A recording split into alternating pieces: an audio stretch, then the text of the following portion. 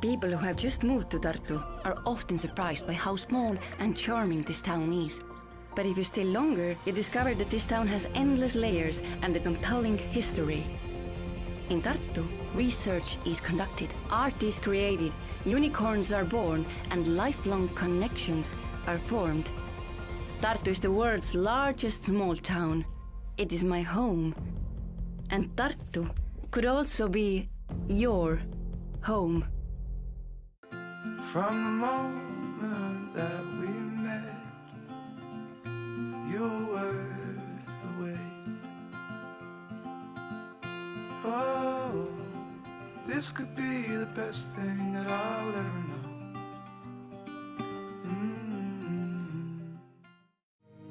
Welcome to Smart Riga, where the roots of our history nurture the growth of our future. Our city's policies support fair and sustainable growth, leading to new innovations and smarter living. Let's explore the foundations upon which Smart Riga is built. Smart transportation systems make commuting easier and more efficient, while smart traffic management and real-time updates ensure that residents can navigate the city with ease.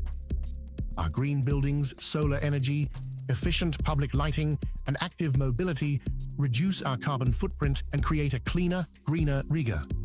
As Riga moves forward to become a climate-neutral city, these elements are the key. Online municipal services, digital tools for city planning, and 5G-enabled solutions empower everyone to contribute to shaping the city's future. Improved public safety and responsive city services, Smart Riga enriches every part of daily life. Riga's thriving tech startups and business initiatives attract investments, create jobs, and drive innovation. Choose Riga as your testbed for innovation, where the city itself becomes your partner in developing and testing impactful solutions in its pilot territories. Just as a tree thrives with deep roots and plentiful fruit, Smart Riga continues to grow and flourish. Riga, the smart choice for your innovations.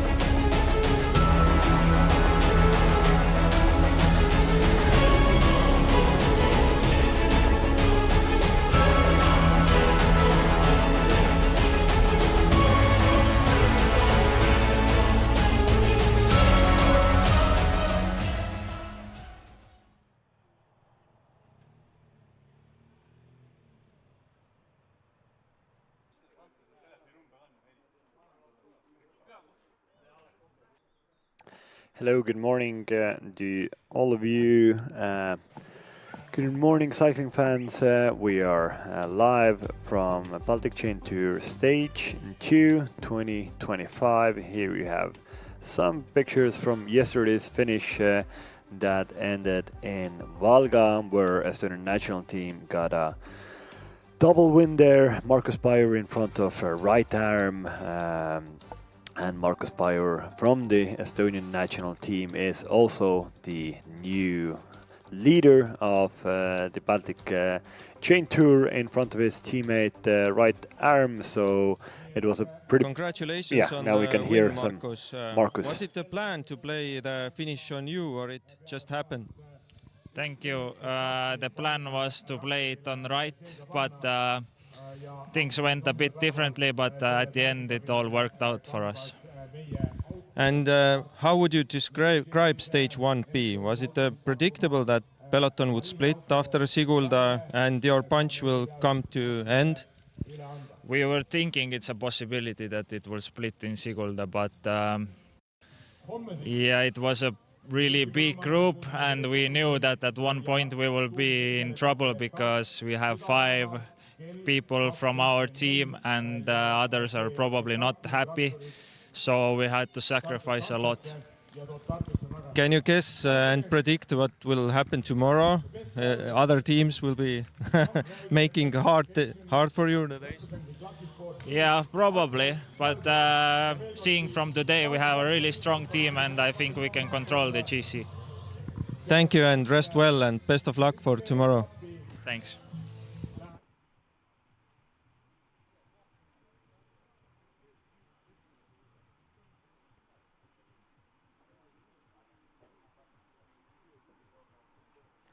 So we heard from yesterday's winner, from Stage 1B winner Markus Bayer. He told that, actually the plan was to play for right arm. He's team leader, but for Markus was just so quick in the finish that his team leader couldn't come past him, and he got his first win in the Baltic Chain Tour, and now goes into the leaders jersey, and definitely Estonian national team will have all of its hands and legs in full swing to try to control it. And today I'm not alone in this commentating. I have a good friend and a very well-known cycling enthusiast and a man who has raced bikes all his life. Hanno Kross, good morning to you. Good morning, good morning. Thank you for the invitation, and sorry, my English is definitely not so good as you, so I think today's official language is bad English. That's okay, that's okay. We're in the Baltics. But I think it's... have you raced the Baltic Chain Tour in your career? No, I think it started after I had already officially finished my racing career, which I thought I won't start ever again, but now for the last few years it's still quite interesting, even if you're bad. But you're a young man, you still have a chance to come here with the national team maybe next year. But here we have pictures from the start.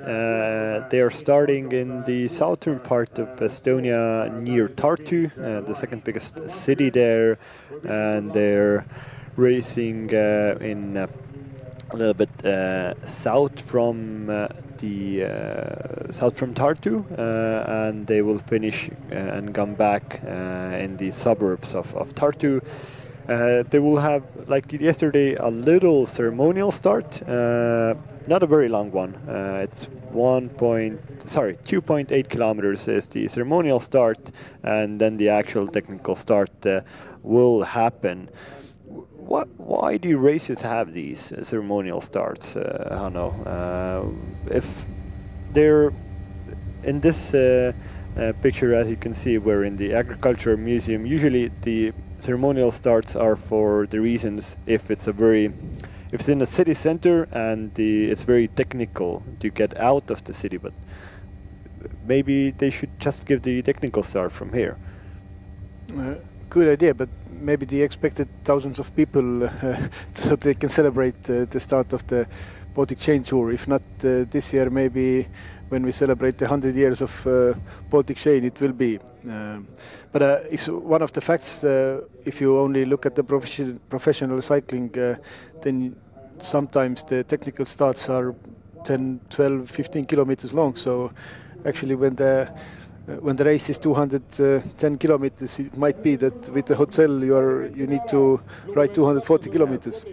Yesterday, actually, it was also a very long one. It was approximately 15 kilometers, the ceremonial start, but they went out of Riga. They started pretty much in the center there in Pikernik track, and then they went out of Riga, and that was a long one, especially that they had 2 stages yesterday. Stage 1A with the team time trial in the morning, that was won by the national team of Estonia, and then Stage 1B, which was also won by a national team Estonian rider, Markus Pajur, in the afternoon. But here you can see the riders have started their ceremonial start. Here in the back we see it should be Josef Reguigi, number 31.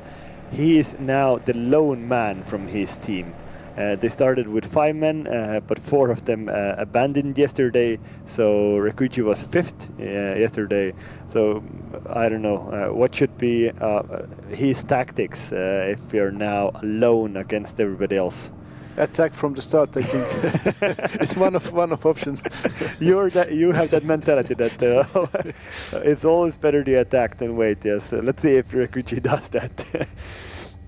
But it's the bunch is even smaller than yesterday because we started the tour with 77 riders, but we had a bunch of abandons yesterday, and there should be still 68 riders in the race. So yeah, the bunch is even a little bit smaller now. But yeah, here you can see riders are going. This is the suburb of Tartu, the second biggest city of Estonia, called Ülernurme, and here we have some nice tracks on the right. People are doing their morning exercises, and the riders are guided out on the bigger roads so that they can start the actual race today. So the technical start today was how long? At 2.8 kilometers. So quite a small one. You can see in 2 kilometers the neutral start or neutral section will end. It's good for the commentators. I always feel bad when in a Grand Tours they start showing before the start, and they have a 10 kilometers technical or the start, and there's nothing to talk for the commentators. Yes. I always feel for them. That's very true, and I think especially like Baltic Chain Tour, I think from the live coverage field, you don't have a lot of rides where you have live coverage from the start to the finish, from flag to flag. Even in the Grand Tours, very seldomly you see that. But in this race, you can follow the whole race from the start, from the neutral section to the finish with us for this weekend. So we also have one stage tomorrow, stage 3. But yeah, so it's for cycling enthusiasts a very good weekend, because actually today there is a start of a Grand Tour. Vuelta a España will start, but it's good that our finish, the Baltic Chain Tour finish, is approximately, I think, 2 hours something before the Vuelta finish, so you can watch both of them, no problems. So what do you think about the tactics today? As I understand, the Estonian national team are the favorites. If you look at the first 2 stages, I'm sure the other teams won't accept that. Yeah, I think it's the Estonian national team to control. Here they are 1-2 in the general classification. Markus Pajur is in front of right arm with 2 seconds, and then there are 2 riders from the Swedish Lucky cycling team, Axel Galberg and Max Nielsen. I think Estonian national team should again they should try to get a rider in the breakaway, and then to avoid that they have to control the race for 170 kilometers. But I think the tactics is that the Lucky cycling team, the Danish giant team, they will start attacking from the start, and also Quick Pro cycling team. They had some very bad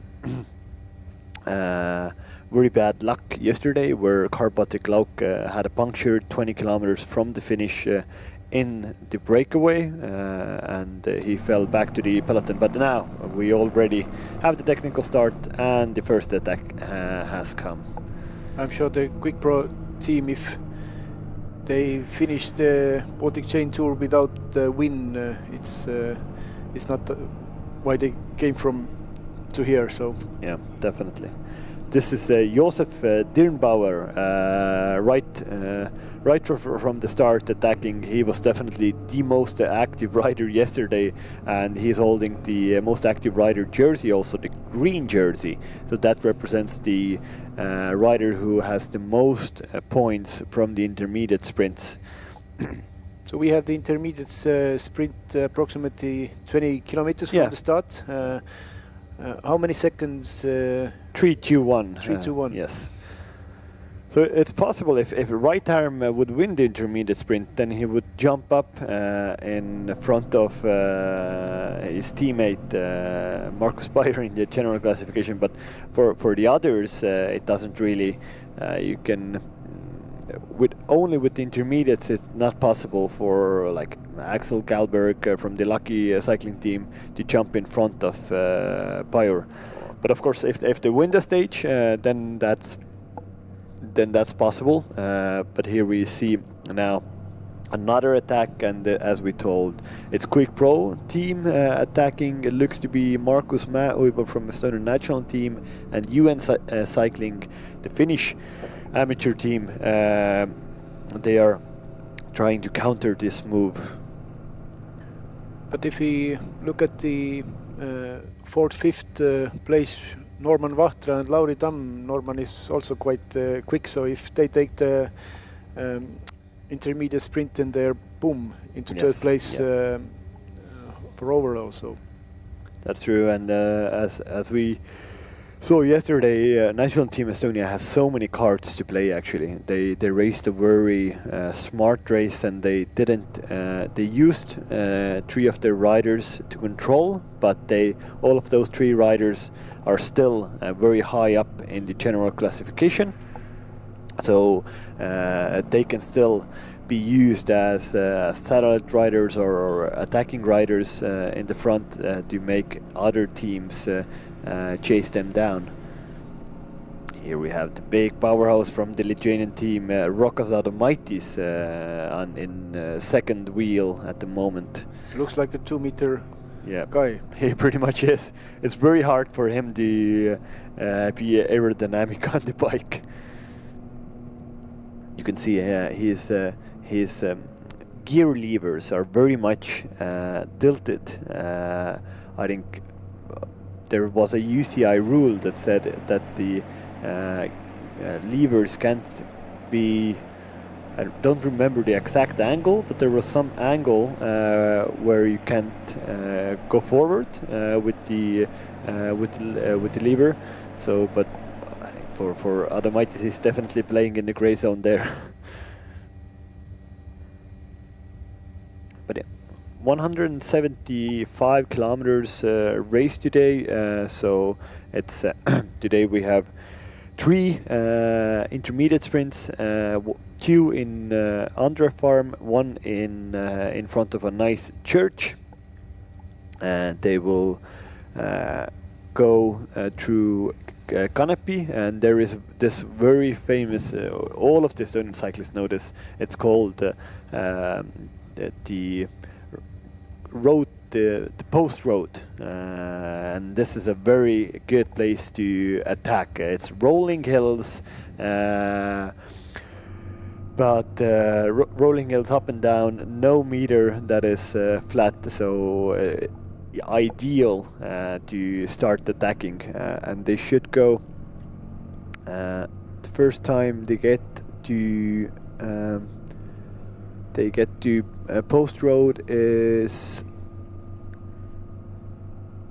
it's in the second part of the stage. It's when we have ridden 100 k's when it's approximately 50 kilometers from the finish. Then they will go on the Post Road, and there's hills up and down there, so ideal place to attack. The Post Road is very beautiful road. Okay, for the race, if you have a gap of 10-15 seconds, you don't see already your competitors, but also if you just happen to be in Estonia with your bicycle and riding south of Estonia from Tartu, just take the Post Road, and it's, I think, around maybe 70-80 kilometers to Võru, using the Post Road. So beautiful place. Nice to have a race going through that. And also the Andre farm, I don't know, it's 3 seconds for the first one, but Andre farm is very, very known for its cheese. So I hope that there will be also a special prize for the winner to get Andre farm's goat cheese today. I don't know. Yesterday it was that the Smiltene town gave some kind of a special present for the winner of the Smiltene intermediate sprint, but I don't know what that is. But hopefully today, yes, Andre Farm is one of the most, probably the biggest Estonian cheesemaker, and the only first internationally awarded cheesemaker in Estonia. But quite a new company, quite a new business. They started there in 2015, and they do these Dutch-style cheeses that they are exporting. So not all of the cheeses come from the center part of Europe. Some come from the Baltics also. So it's a nice thing, and everything is grown here and used Estonian goods to make good cheese. And again, when you are here in Estonia with your bicycle and with your family, and maybe one of you in the family rides bike, then the family can go to the Andre farm, and it's open to visitors. You can meet the cows, taste the cheese, which they are making on site, and enjoy the genuine farm experience. But these riders, unfortunately, today probably can't can't enjoy the cheese there. They have to ride their bike, and cheese probably is not a very good thing to eat while you're riding a bike. There are better things probably. There's always someone at home. Yes, that's true. That's waiting true. when the daddy is coming from the work. Yeah. But here we see a lot of attacks coming, left, right, and center. Nobody has kind of a proper gap yet, but it has started like it started yesterday. That attack, and at some point the elastic snapped.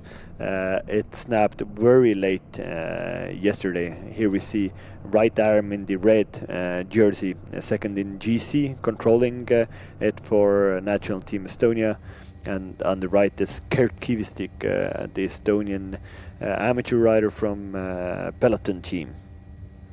And for the amateurs also, this race can be actually a door-opening thing. It not might be the Italian Championship where an amateur won, and I think this week or last week made a contract with Jaco Ailula. Mm-hmm. But if you win here in a Baltic Chain Tour, this can open a lot of opportunities for you, and vice versa. If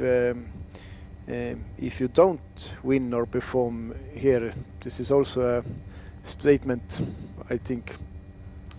Yes, and if we talk about the history of Baltic Chain Tour, then this definitely can can open some doors for you. And this at that moment, not super well known, but still a known rider in 2014 won this race called Matthew Vanderpoel. I don't know if you know this name, but he was in Baltic Chain Tour in 2014, and he won it in front of Clemens Funkhauser and Mihailo Kononenko.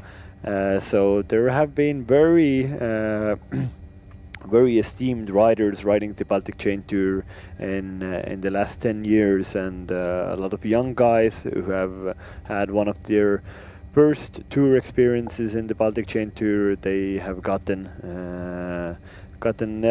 a new speed from the Baltic Chain Tour, and then gotten nice pro contracts. I'm sure the Austrian and Ukrainian rider who were second and third in 2014 have the general classification protocol framed. Probably, yes, definitely. But Matthew van der Poel, actually, I think it was the Viljandi stage which he won, and even 10 years after it, he still remembers very well Estonia, and because it was, I think, his first big win in a UCI international races. He's still young guy. Maybe not his first, but I know that Matthew knows Estonia very well, and he has a very positive memories. Well, then we just have to hope that maybe the Baltic Chain Tour can grow again and become a higher level race, that maybe Matthew with his friends would like to come back and do a nice tour in the Baltics. When I'm looking now how the race have started, I was racing mainly in 90s, and then you 10-15 years later, the dynamics of the races, whatever level, have changed tremendously. I don't remember that we had a race where from the start, if it was 180 kilometers, it was attack to get to the break. It was always first hour people were just warming up themselves, and maybe some lunatic wanted to go alone, and we knew that he will be caught. But now, whatever race you look, it's always basically from the start somebody wants to go, and then in many cases they stay in front. So you think the racing has like really gone more aggressive in every year that is gone past? Definitely. Maybe it's because of the equipment. Maybe it's because of the level is definitely become more equal, I would say. And if you were very good in 80s or 90s, you could control the race. It's very difficult nowadays, because there are a lot of guys who can win in every level. Okay, if we take off the Pogačar and then Vingegaard, but even when they race, when you look at the who's going to be second, third, and fourth, is very interesting. So that's true. But here you can see there was the graphic also showed that it's 10 kilometers until the intermediate sprint, and I think the Estonian national team would like to have some guys who are not high up in the general classification to go form a breakaway before the intermediate sprint, so that they can take away the bonus seconds, because they don't want to have a big fight against the lucky cycling team in the intermediate sprint. It would be better, I think, for Estonian national team if they could gift it to some riders who are not well placed in the general classification. But they seem to be more neutralizing the attacks at the moment rather than attacking themselves. But here now, a 3-man breakaway, and this these attacks, which are actually not the attacks, these are the most promising. That you just come from the back with speed and you go through and nobody follows you. Then you have a big chance of going away, because when you start going full gas, like out of the saddle, sprinting full, then everybody knows, oh, this might be this is something serious. We should neutralize this. But if just guys slowly but surely are drifting away, then it's usually the most promising one. But it's so hard to find these attacks as a rider. But yeah, it's the lucky cycling team, the Swedish continental team on the front here with a rider, and the Austrian with Josef Dirnbauer is on the right there. And yeah, on the left you can see in the red jersey, it's the yesterday's leader, right arm. So if you're trying to find right arm in the group, you don't try to find the national team of Estonia jersey, but find the most competitive rider, and that is being worn by right arm. It's actually he's wearing that on behalf of his teammate Markus Bayer, and this most competitive rider represents a rider who has the most points from the finish and intermediate sprints. And then the best young rider is a rider from Lucky Cycling Team, the young Finnish guy Axel Galberg. So he's riding a white jersey. I haven't seen him just yet, but definitely he is somewhere in the bunch. So if Axel Galberg fans, then you have to find him in the white jersey in the peloton. And of course then the yellow jersey is worn by Markus Bayer from the Estonian national team. You can see him on the right together with his teammates, but he has a Estonian national team gilet on, so it's hard to maybe find his yellow jersey at the moment. But the weather is a little bit worse than it was yesterday. Yesterday we only had some small rain before the start, but here we can see that it's still at some points a little bit more drizzling. The lens of the camera is wet and so on, and still a lot of riders are having a gilet or a raincoat on their body, so that shows that it's maybe not the most warmest day out there. And this number 21 is Axel Galberg, the young rider, best young rider, third in the general classification. A man to definitely look out today. Lucky Pro Cycling, they have to go out and try to attack the national team Estonia. I was hoping to see in the start list Johan Nordlund. He is here. Is he? Yes, yeah, of course. I was searching for the Finnish national champion jersey. But I don't understand. He is not wearing this jersey. It's incredible, because this is to become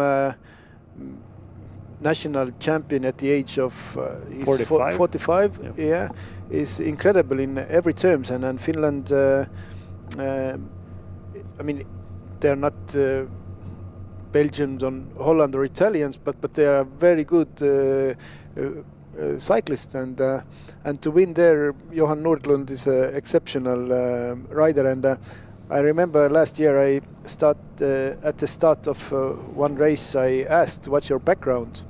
And he said, "Nothing." So basically, he has done cycling around 12-13 years, and before that he didn't even do any sports. So it's incredible what power he can ride at the age of 45, and to win the national championship, he, as I understand, he just went alone and won it. it's incredible story. I hope his jersey, which he doesn't wear today, is on the wall and will be seen by his grandkids someday. Yeah, he's yesterday when the race split up after the Sigulda mountain, and then in the second group, his team Peloton started working to bring the breakaway back. Nordlund was the biggest engine there. He did so much work, so much work. But they almost brought it back. They the difference between the breakaway and the peloton in the end was only 33 seconds. So he and his team did a very good race yesterday, and it's remarkable. A 45-year-old guy riding on this level with no previous experience, pretty much, and just trains a lot, trains smart, and has a big engine. I follow him on Strava as well. He's riding in basically a place in Finland where there's not very many asphalt roads, so basically he has one lap around 30 kilometers or 50 kilometers what he can do. So incredible dedication, and all the best for Johan. I'm sure we're gonna see him today in action at some stage. Yeah, definitely, Nordlund. If you can get into the breakaway with him, then you're you're a lucky guy. But here we can see we have already ridden more than 15 kilometers, so it means the intermediate sprint will be in 4 kilometers. It will come 156 kilometers to go, so 4 kilometers until 4.4. You can see the graphic in the left-hand corner. Then you have the intermediate sprint, and this is definitely going to be a big drag up now into the intermediate sprint. We should see Estonian national team riders coming to the fore, and also lucky cycling riders. Is there some crosswind here? Should because be. The peloton is yes. Is not backed anymore, and I'm sure it's a little bit going up, and some crosswinds, and the pace is quite high. Pace is very high. This is really ramping up to be a nice intermediate sprint, like you have in the tour, where they changed their regulation some year ago, that there is one big intermediate sprint in every race, and then in every stage, sorry, and then you have a big fight like you would have to the finish with sprinter teams coming to the fore and doing full lead outs to get the points from the intermediate sprint. This also means you can get points, but you can get also seconds, and seconds means a better place in the general classification. So it's going to be an interesting one. I remember we talked about Andre Farm intermediate sprint and possible. I hope they will get the cheese also.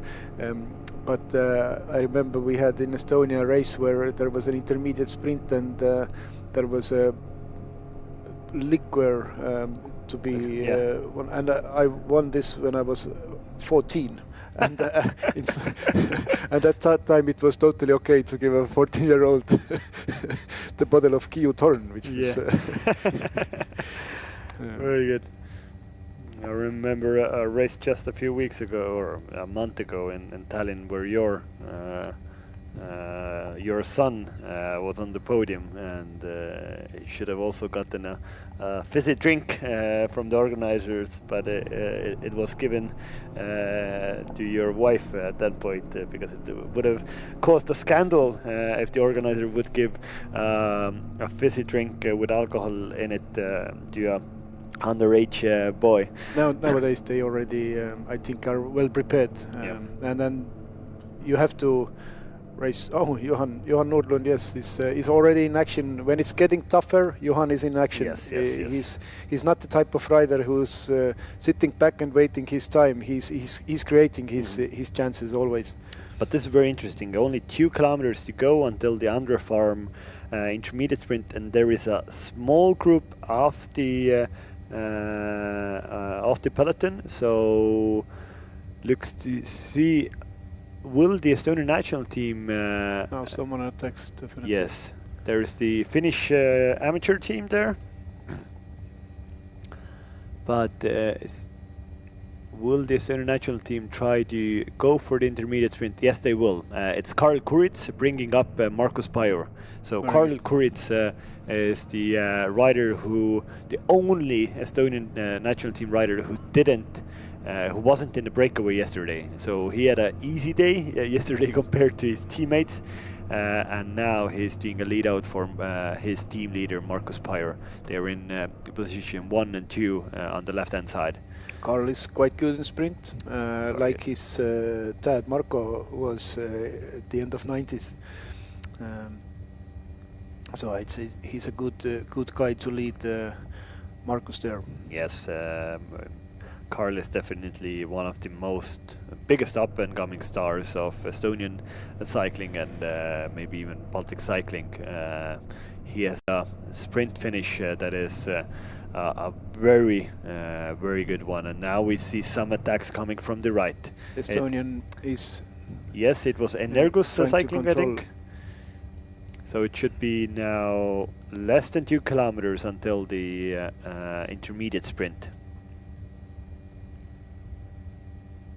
Or even it should be less than 1 kilometer actually, according to the ticker. We should see the Andre Farm at some point. Yes, now we have the camera from the intermediate sprint. It's 500 meters until the sprint. It's Norma Batra on the front doing a lead out for Markus Pajor. So what do you think after the intermediate sprint? People are waiting to attack? Yes, I think they will, definitely. Now I think it looks to be that the Estonian national team will easily win this, but after that somebody will hit the gas. Yes, it's Karl Kuritz leading out Markus Pajor. Markus Pajor coming here and trying to get the win from the intermediate sprint, but yes, I think he got it in front of... So he's extending his lead in the tour at the moment, and we should see now some attacks, because I'm sure Markus put everything here in the intermediate sprint, so that's the time to attack for the third place and then the others. I think the second place was somebody from the Danish giant team. I didn't see the number or his face there, who it was, but now, yes, the Danish team are now going to attack, and this is the perfect moment to attack after the intermediate sprint. Now, just full gas, 10-15 minutes, and let's see what happens. Yes, Josef Dirnbauer, the green jersey, is here also, but he doesn't want to cooperate with the 2 Danish riders, and it's Oscar Nisu. Yesterday's third place is bringing a small group back to these riders. It looks to be this was neutralized. But still, there are at the moment there are some sore legs. So if you want to surprise everybody, then this is the place. Yeah, and another attack coming. Here we can see replay of the intermediate sprint, probably. No.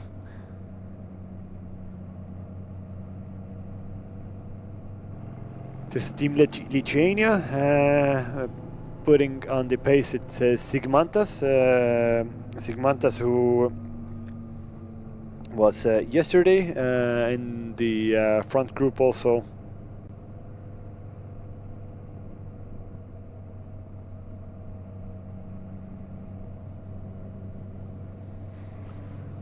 It looks to be a little bit of a hiatus in the group now. Everybody was very much looking forward for that intermediate sprint, and now Nobody knows what to do. This is the replay from the intermediate sprint. Quick Pro missed the intermediate sprint totally. But Marcus won pretty confidently, almost with a bike length in front of the Danish rider.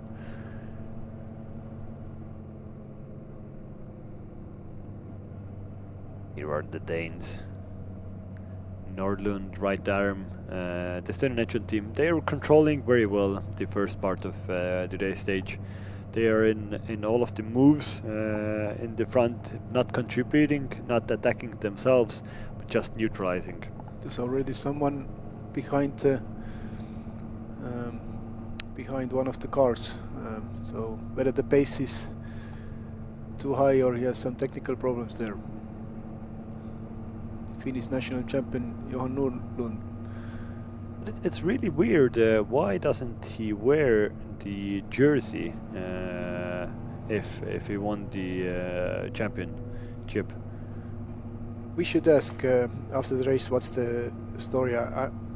He won the elite race definitely. So I remember in a few years ago the national jersey in Estonian women's race were given to a person who actually got the 5th place or 7th. Yes.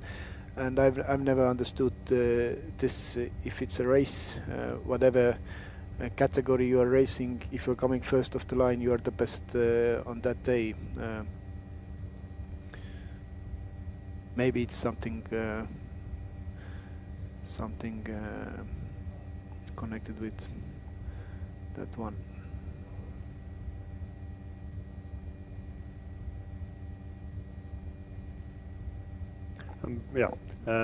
We have to find out after the race, but here we see Baltic from Quick Pro team now going on an adventure off the front.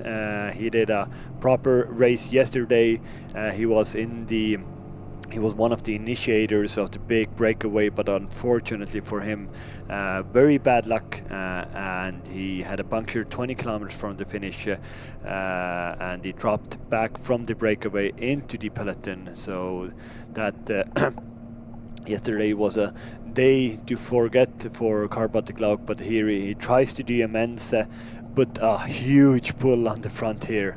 And a nice crosswind. I think the road is getting quite narrow for people who want to stay there. Yeah, you can see in the back also riders. Norman Water is trying to close gaps there, but this is nice crosswinds really. But it would need some other guys, 2-3 guys to go full gas, and then they could do some splits here. But you can see Baltic did a big pull, but nobody wanted to follow, and it's again all together. It was a nice move from him. He showed that he is in very good form with his traditional style of going with a very big gear, just grinding it, grinding a big gear with a fast pace. Yeah, this is the back of the peloton, as we told from the start, from the team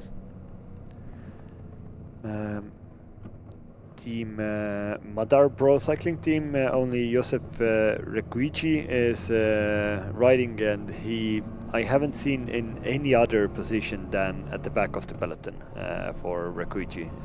So he's enjoying his time at the back. Enjoying, hopefully. Yeah. So we have Jakob Falk Barb was second in the intermediate sprint. Mats Schulz Jorgensen was third. Marcus Bayer first. So it means, yeah, but in the general classification it doesn't change anything at the moment. Marcus Bayer just extended his lead in front of right arm. Now he's the virtual leader with 5 seconds in front of everybody. And Mats Schultz Jorgensen got 2 seconds, and Jakob Falk-Barb got 1 second. So they're still 7th and 8th, but they're a little bit closer to the podium places. So Jorgensen, Mats Schultz is now only 4 seconds from the podium. So a good intermediate sprint from the Danish team. Danish team called Team Co Play Giant Store. They have ridden a very good one. Marcus Beyer there thanks Norman Vatra, I think, for the big work that he did in the crosswind section to help Beyer a little bit. And his right arm going off now. Interesting to see that Team Estonia are using right arm as an attacking rider. They're initiating the attacks themselves. We haven't seen Quick Pro team very much in this race, but we've been racing 40 minutes. So, and I don't know the average speed, but it looks like they have been. It's been fast so far. So when 1 hour will pass, I'm sure there will be some people who are feeling already the attacks in their legs, and some form of group starting to get a chance to be in front. Yeah, yesterday it was 44.6 the average speed, so quite a fast one yesterday. I think it will definitely be something similar today. Good big roads, but of course we told there are some rolling hills starting quite soon, but still for these guys, they will go with a very fast pace over that. Here, very nice. Like, this is nice protocol inside the peloton, that if there's something on the road, you always show that to make it to just signal the riders behind you that there is something on the road. Is it road furniture, or is it a car, or so on? But we soon should have an interview with Oscar Nisu, the yesterday's third, in yesterday's stage, the third best rider, and Quick Pro team leader, I would say, because he's very well placed in the general classification. Hello, Oscar. You are back racing peak here in the Baltic Chain Tour, returning from injury. You delivered a strong fight against the Estonian national team and finished third on stage 1P. Was that a surprise to you as well? First of all, hello. Yes, it was a little bit surprised because, yeah, like you said, I'm coming back from injury and there was like 5 weeks time where I wasn't able to train properly. So the form is not so good yet. But yesterday, unfortunately, we had only me and Karl in the front, and the Estonian national team had 5 guys. So we didn't work because for us it wasn't really good situation, and. But and then Karl Patrick got puncture, so I had to try something to do myself at the end, and because I was also sitting behind the half of the race, then I had some energy left in the end to try to attack, and because I know that the final is technical, then I went early and managed to be third. So it's for sure we want to win with the team, but yesterday I think it was, for me at least, was the maximum. Yesterday efforts were hard. Are you focusing on improving your position in the GC, or are you and your team now aiming more for stage wins? We have to see like how the day and how tomorrow is going. I think we're not gonna go right now to protect something like my own ambitions on GC or something, because I think there is still everything is possible, and I think we are focusing more trying to get stage and then see where we end up in the GC. We want to win, so let's try to do that first. Thank you and best of luck.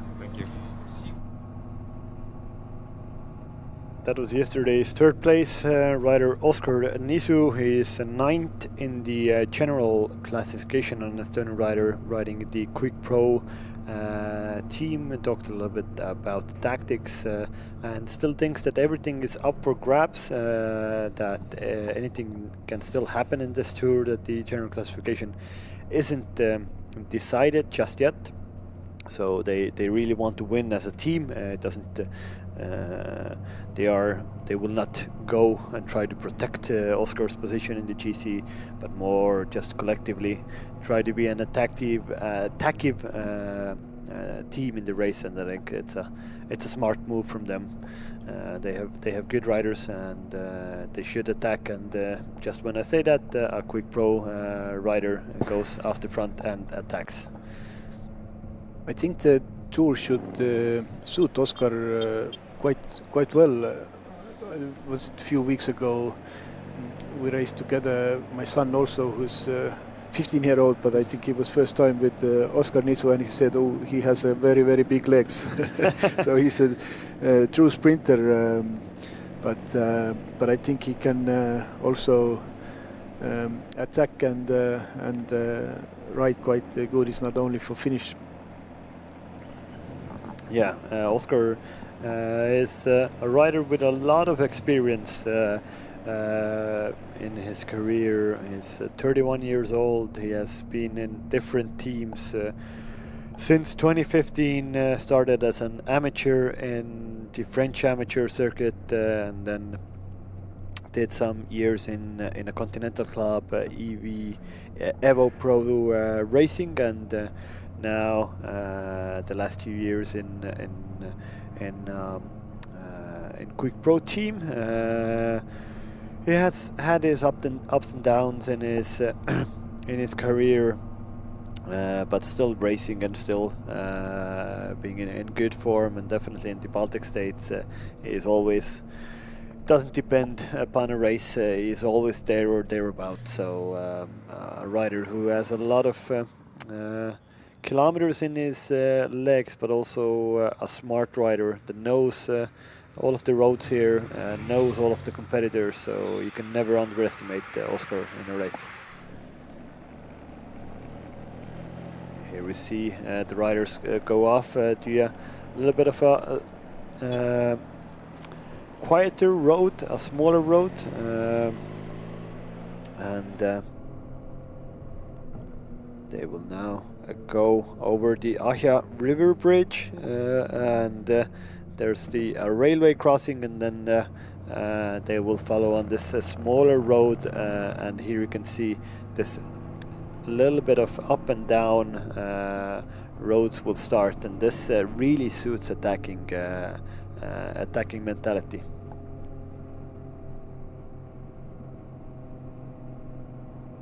Because you can lose a rider or a group so fast. When you attack here, there's left, right all the time. So if you get even 10-15 seconds, you can lose eye contact in the race, and that's like from a mental point of view, it's very, very hard for then the chasers to chase if you don't see what you're chasing. Now for the first time we see last 10 minutes Quick Pro really wants to do something. It's a little bit surprising that we don't see any other teams. We understand the Estonian national teams, for them it would be super if the tour would end exactly like this, but all the other teams, this is the day when they have a chance to do something and change. To leave it for the last stage would be too risky. So I don't know. They probably don't have things in their ears where the director sportifs are telling what to do. But we should see in next hour a lot of activity from riders if they want to achieve something here in this tour. Yes, I'm also thinking that status quo is only good for the national team Estonia, so there should be more attacks coming off the front. Markus now is in behind of the motorcycle basically. This was a case yesterday also that the motos, the TV motos, they in many places they were a little bit too close to the peloton, and there were some angry riders from the peloton that didn't like it. The Lithuanian rider looked back and saw the yellow jersey behind him. Not a smart move. Not very good. You want everybody else, you want anybody else than the yellow jersey with you in the breakaway group, because for a yellow jersey to go off the front, well, everybody will chase him down. That's for sure. But now a good move is being initiated by the Finnish amateur team. UN Cycling, it's Veland Cycling have a man in here, it's Baltic is here, a Latvian team rider, and also Josef Dirnbauer, a rider who is in such good shape.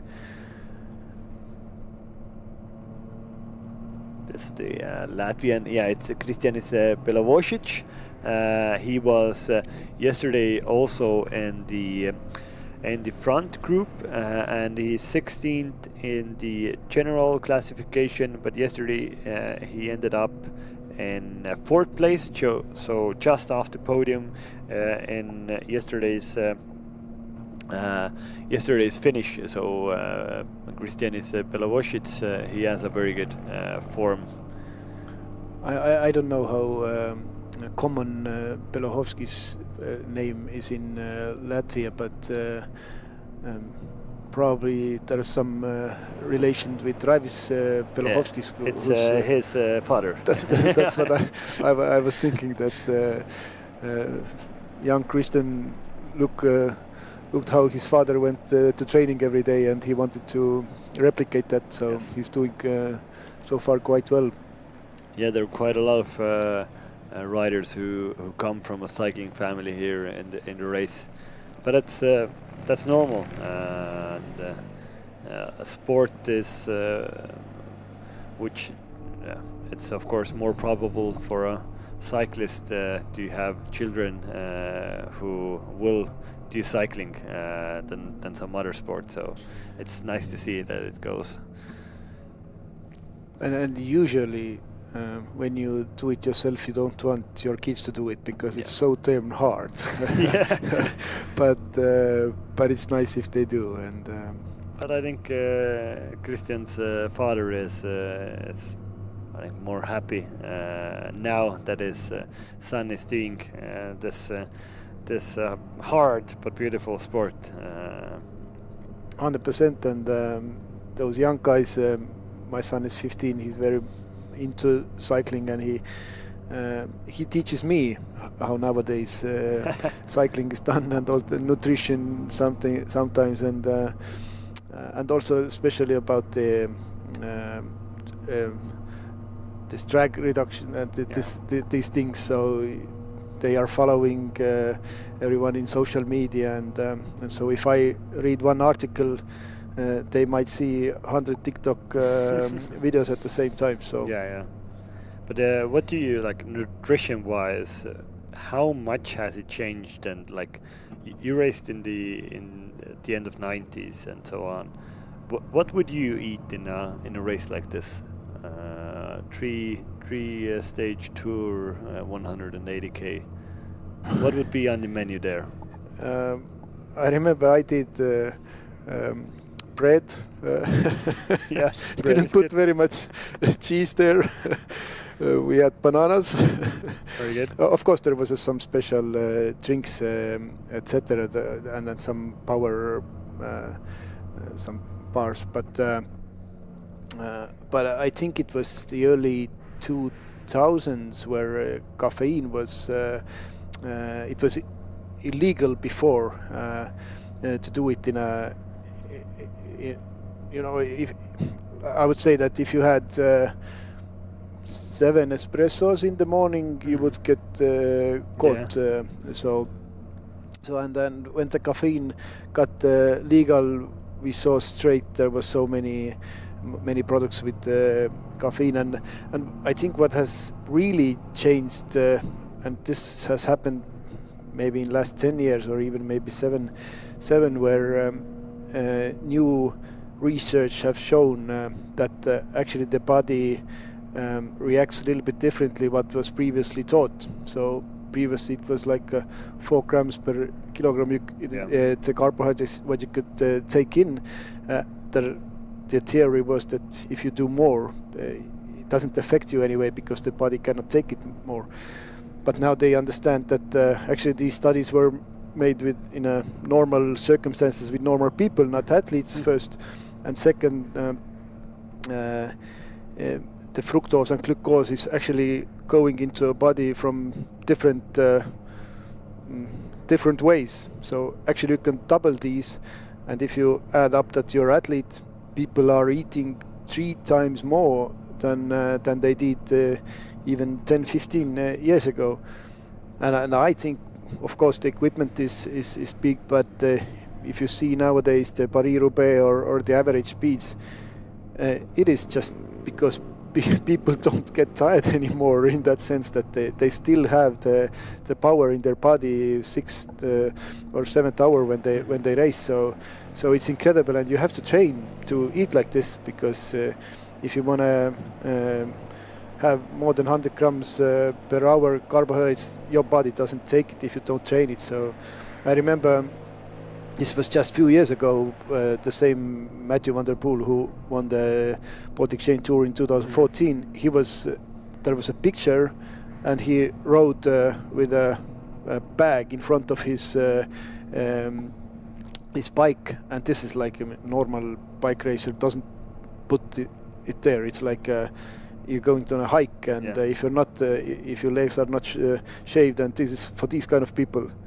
But now when Mathieu van der Poel had it because he was training and needed a lot of food, now everyone, when we go to Spain, they have these young guys have these bags in front of them. So interesting times, and we always think wherever we are, at what time that we cannot. That's the limit where we go next. But we've seen last years that basically every year or every 2-3 years there's something getting more and more, and the speeds are going up, and the level is more equal than ever. So for a spectator point of view, it's interesting. I mean, if you again skip Pogačar, for example, it's very interesting times in the cycling world, I think. But of course, some people argue that it's not interesting, but because everything is planned, so there are a lot less like blow-ups in races. So it means that every rider knows exactly their numbers. They ride with their numbers, and they don't do how do you say, but they don't do silly attacks anymore that aren't mathematically have a high percentage of winning. That everybody is racing a little bit more conservative, or not conservative, but more realistically. What would you say to those people who argue that at some point the races were more open because nobody knew what they were capable of? Yes, they were in a sense, but in a world where everything is planned, there are still a lot of things which happen. I follow cycling a lot. I don't watch it live so much, but after work I check what races have been, and it was last week where I think it was Tour of Norway and Tour of Denmark, more or less the same time, and I don't remember now on which race it was, but there was an Ineos rider who basically 1 kilometer before it was known that he will win, and he just got caught and lost 20 seconds on the last 500 meters or something. So this is one example how everything is planned and you know your numbers, but actually you don't know because somebody else is. So yeah, that's a good topic. We will follow that topic soon, but before that we will do a short commercial break. There's a lot of attacks, but nothing holds here, so we will soon be back, and then we will see how the race goes. People who have just moved to Tartu are often surprised by how small and charming this town is. But if you stay longer, you discover that this town has endless layers and a compelling history. In Tartu, research is conducted, art is created, unicorns are born, and lifelong connections are formed. Tartu is the world's largest small town. It is my home. And Tartu could also be your home. From the moment that we met, you're worth the wait. Oh, this could be the best thing that I'll ever know.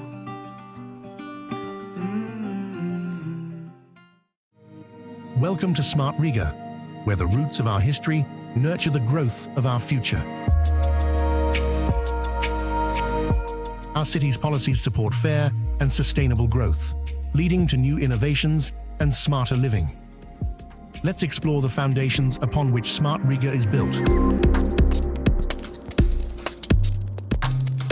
Smart transportation systems make commuting easier and more efficient, while smart traffic management and real-time updates ensure that residents can navigate the city with ease. Our green buildings, solar energy, efficient public lighting, and active mobility reduce our carbon footprint and create a cleaner, greener Riga. As Riga moves forward to become a climate-neutral city, these elements are the key. Online municipal services, digital tools for city planning, and 5G-enabled solutions empower everyone to contribute to shaping the city's future. Improved public safety and responsive city services, Smart Riga enriches every part of daily life. Riga's thriving tech startups and business initiatives attract investments, create jobs, and drive innovation. Choose Riga as your testbed for innovation, where the city itself becomes your partner in developing and testing impactful solutions in its pilot territories. Just as a tree thrives with deep roots and plentiful fruit, Smart Riga continues to grow and flourish. Riga, the smart choice for your innovations.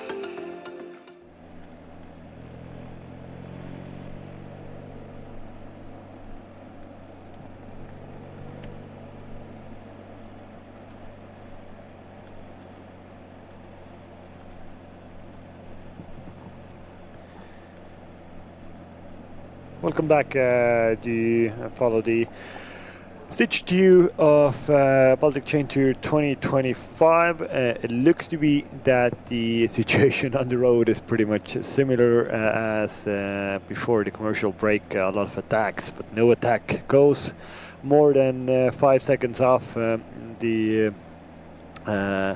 Gets more than 5 second advantage and then is being brought back by the peloton. So it's how does it say? There's a famous movie also that on the Western Front there is no movement, and it looks to be that there is still no movement. A lot of fighting, a lot of attacking, but the elastic hasn't snapped just yet.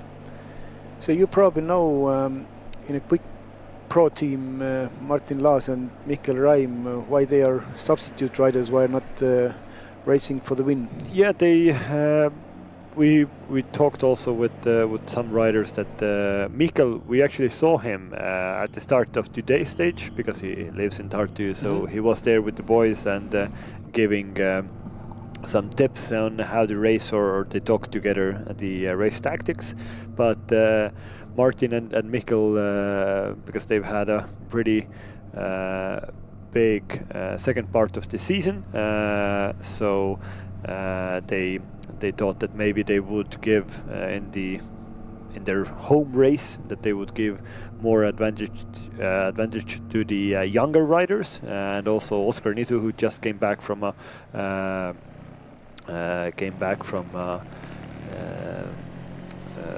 an illness, a long illness. So they just for the morale of the team, I think they wanted other younger riders to have the chance to ride the Baltic Chain Tour, and then they would have one sole leader for the team, Karl Baltic Lauk, and yes, Martin and Mikkel are sidelined. I think for Martin, he doesn't. I think he's better in bigger races where there's more control and there would be a very probable sprint finish. But I think for Mikkel, this race would have suited very well. This attacking style, going off the front, being in the right move and so on. For that, Mikkel Raim is one of the best guys in Estonia, definitely, for this. So it's a pity that he's not in a race, but I can understand him that they have a bunch of young guys, and you need to give them a chance to go race in their home race. So now something is a little bit happening. 1 hour race already in the legs.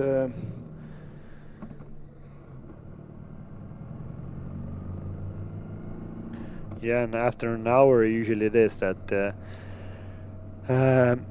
the actual race starts, and it's easier to make splits. It's easier to go off the front because there are some tired legs.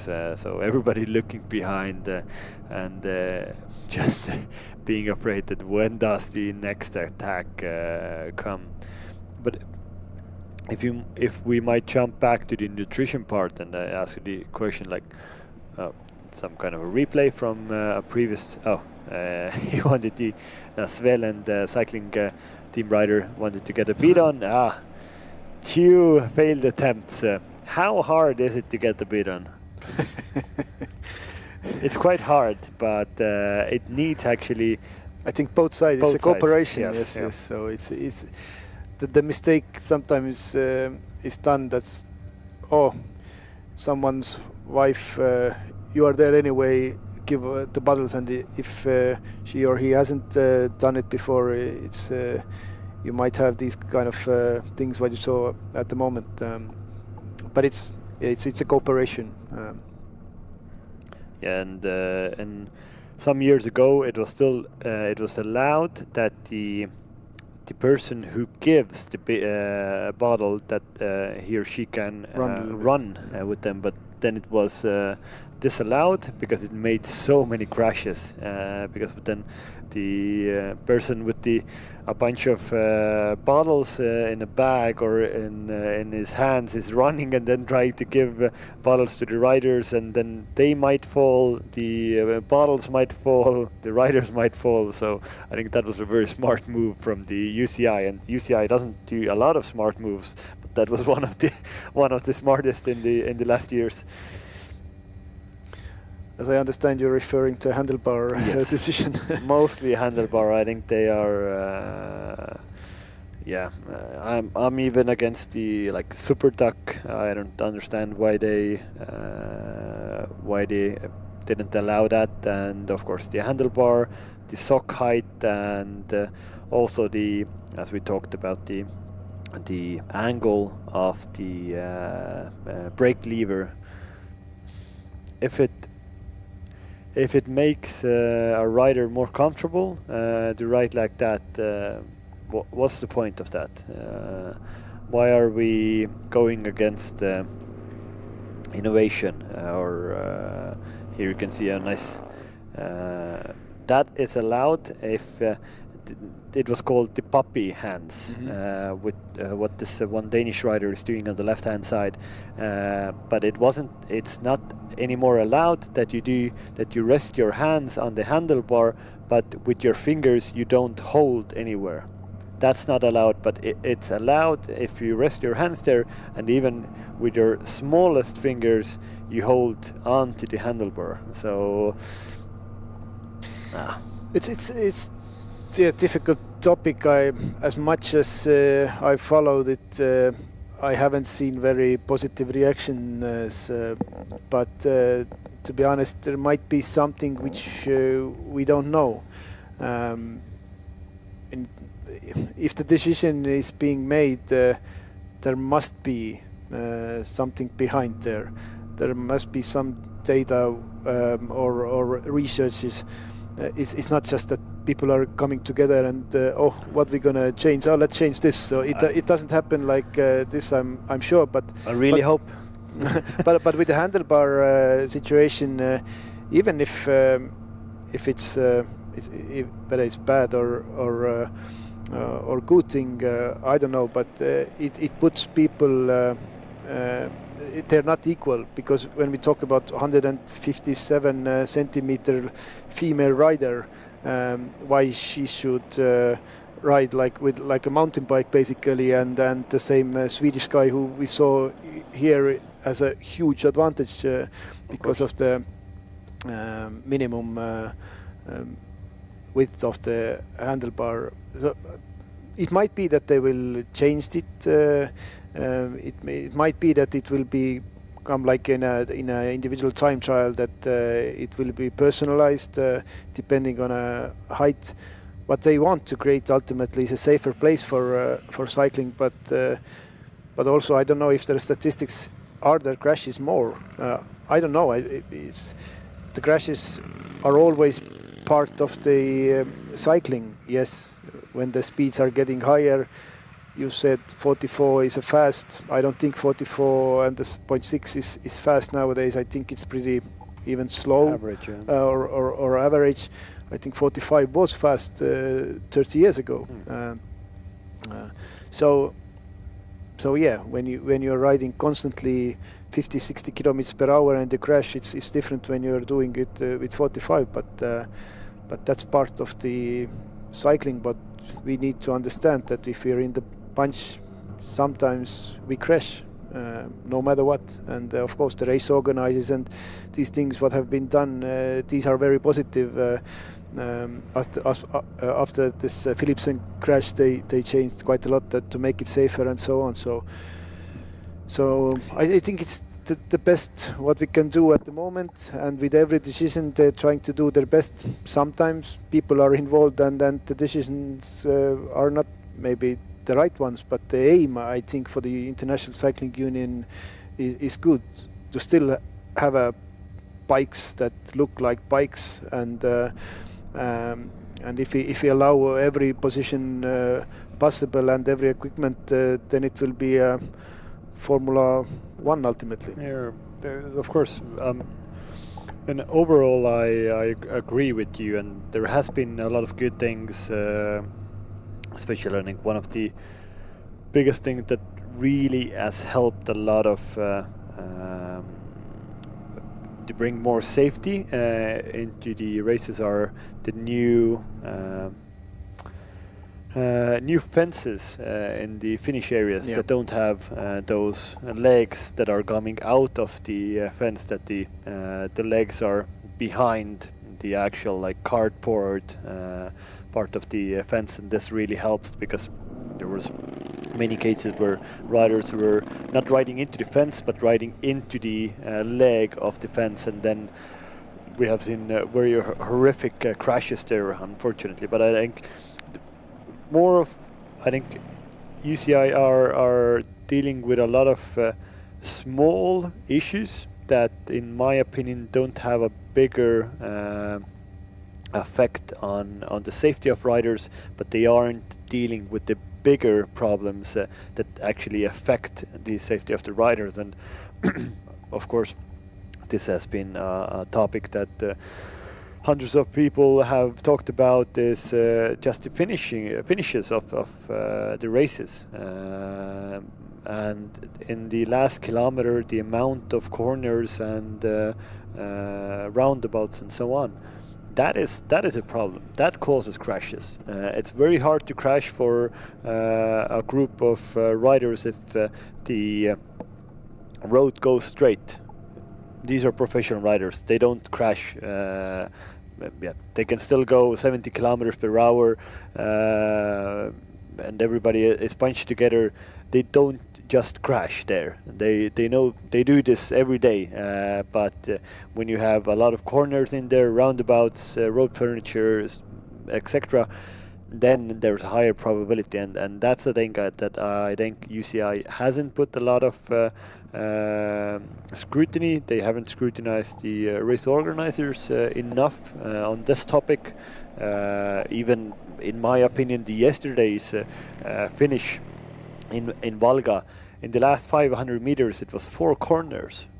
4 corners. It was good that the breakaway came there with 20 riders, not the whole bunch together. And in the Baltic Chain Tour, there aren't a lot of riders. As we told, only 68 riders today in the start. But if you would have a group of 150 guys going there, I'm more than certain that there would have been 2 very bad crashes in the last 500 meters. And that's not because of the width of the handlebar, but the just the course. The course architecture was very crash prone, I would say. But there is a compromise somewhere. We wouldn't want to see races where, I mean, it's like Riga Tallinn, of course, wide 6-lane road every time. Also, but of course I agree. If there's 6 corners in last 490 meters, then this might be maybe 3 would be enough. Yes. But also it's interesting when it's narrow, and I looking from last few years where the biggest crashes have been, we haven't seen them really in a finishing straight. They are in the middle of the with those ditches and trees, etc. And we cannot imagine also for organizers to put fences 200 kilometers. This would be also stupid. So I think we always will have the risk, like the rally or Formula 1 drivers know also, that if you do a mistake it will be bad, but there will be always riders who break in the last second and cause some problems. And I mean, you've talked in a podcast this radio thing that all the basically directors sportifs are telling the same thing, that be in front and be in first 10 or 20 when there's a problematic area. This might be even one of the problems that you really do not, or there's a one radio for the whole tour, not every team, and so there are a lot of things which ultimately is making the cycling a little bit more safer. There is definitely not one thing, and I think the handlebar width is maybe taking too much of this discussion, but the discussion is very good because we all, if there is a crash, I mean, my heart is just when I see it, it's very bad to see. There was just one young rider who 19 or 20 who ended his career just a few weeks ago because he was in a race where one other participant had a very bad crash and unfortunately lost his life, and a very promising rider, and that he can't deal with it anymore, that it's so crazy, the risk is so big. And this is a thing that when I have talked with a few riders who have ended their career in the last few years or so on, and it has been, their careers has been from 2010s until right now, that they have said that in the last 10 years there has been a big shift in the dynamics of the pro peloton, that just the amount of young riders coming in every year, and just the that it's so equal and so close in the top that everybody is taking extra risks, and there's not this, how do you say, not a lot of mutual respect between riders anymore, or even the thing that I'm not raced, probably you can have your share your opinion, like when you race like, would it be okay for you to go and try to get like push out the yellow jersey from his lead-out train? Probably you wouldn't do that, but that's the case today in today's cycling. That is the norm. That no matter what, you have to be in the position. If it means that you will push out the yellow jersey behind his own team, and you will take the best position there, then you will do that. If you're a young 21-year-old or 22-year-old guy, because if you don't do that, there's a list of 20 other guys who have the same capabilities as you have, and you will be just changed the next year in your team.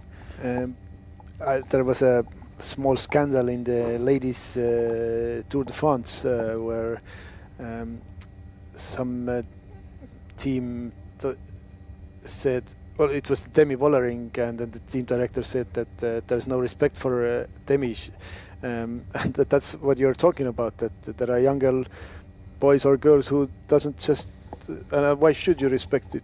Why? I mean, you need to win, and also if you're in a position where you see that you cannot cope with it anymore, then it's maybe time to leave the sport, and that's also normal. Yeah. So because every race starts on a blank sheet. That it doesn't matter in the start line. It doesn't matter if you have, I don't know, 3 Tour de France wins or 83 professional wins.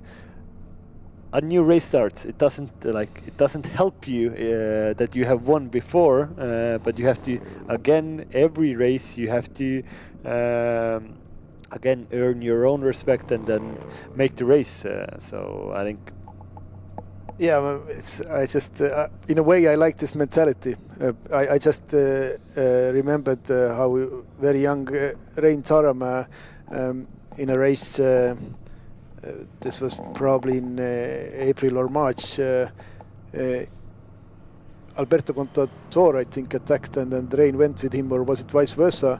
And then he attacked Alberto Contador. And I mean, I like this mindset that I don't care who you are. You are a winner of Grand Tours. I feel good, I will go. And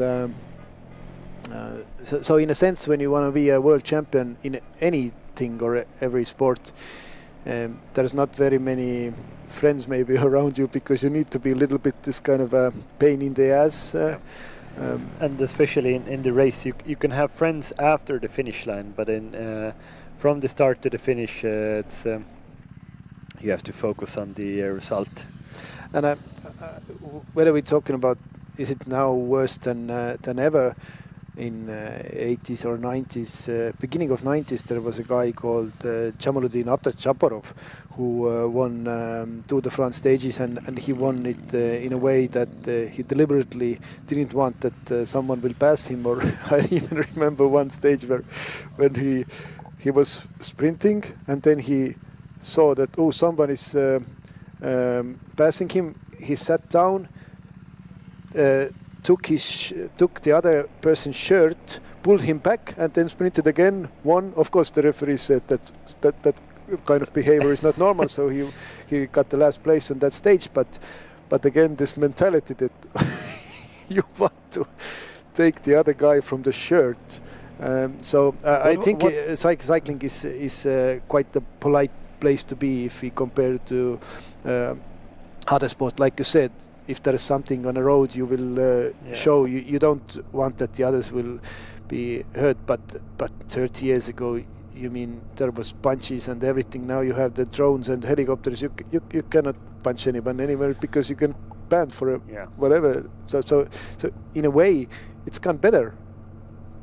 That's true. But what was the nickname of the German Chaparov?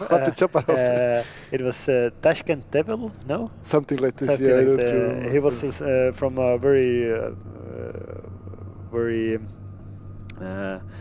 small country. I think somewhere. Should be Tashkent Devil. He was a crazy guy. I didn't see him race. I only have read stories and watched some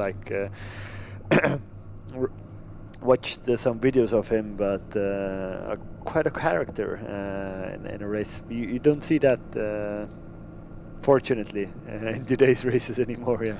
And I don't know whether it's a true story or not, but also with Jan Kirsipuu, when he was younger and got to the professional level, then it was Mario Cipollini, who I think wanted to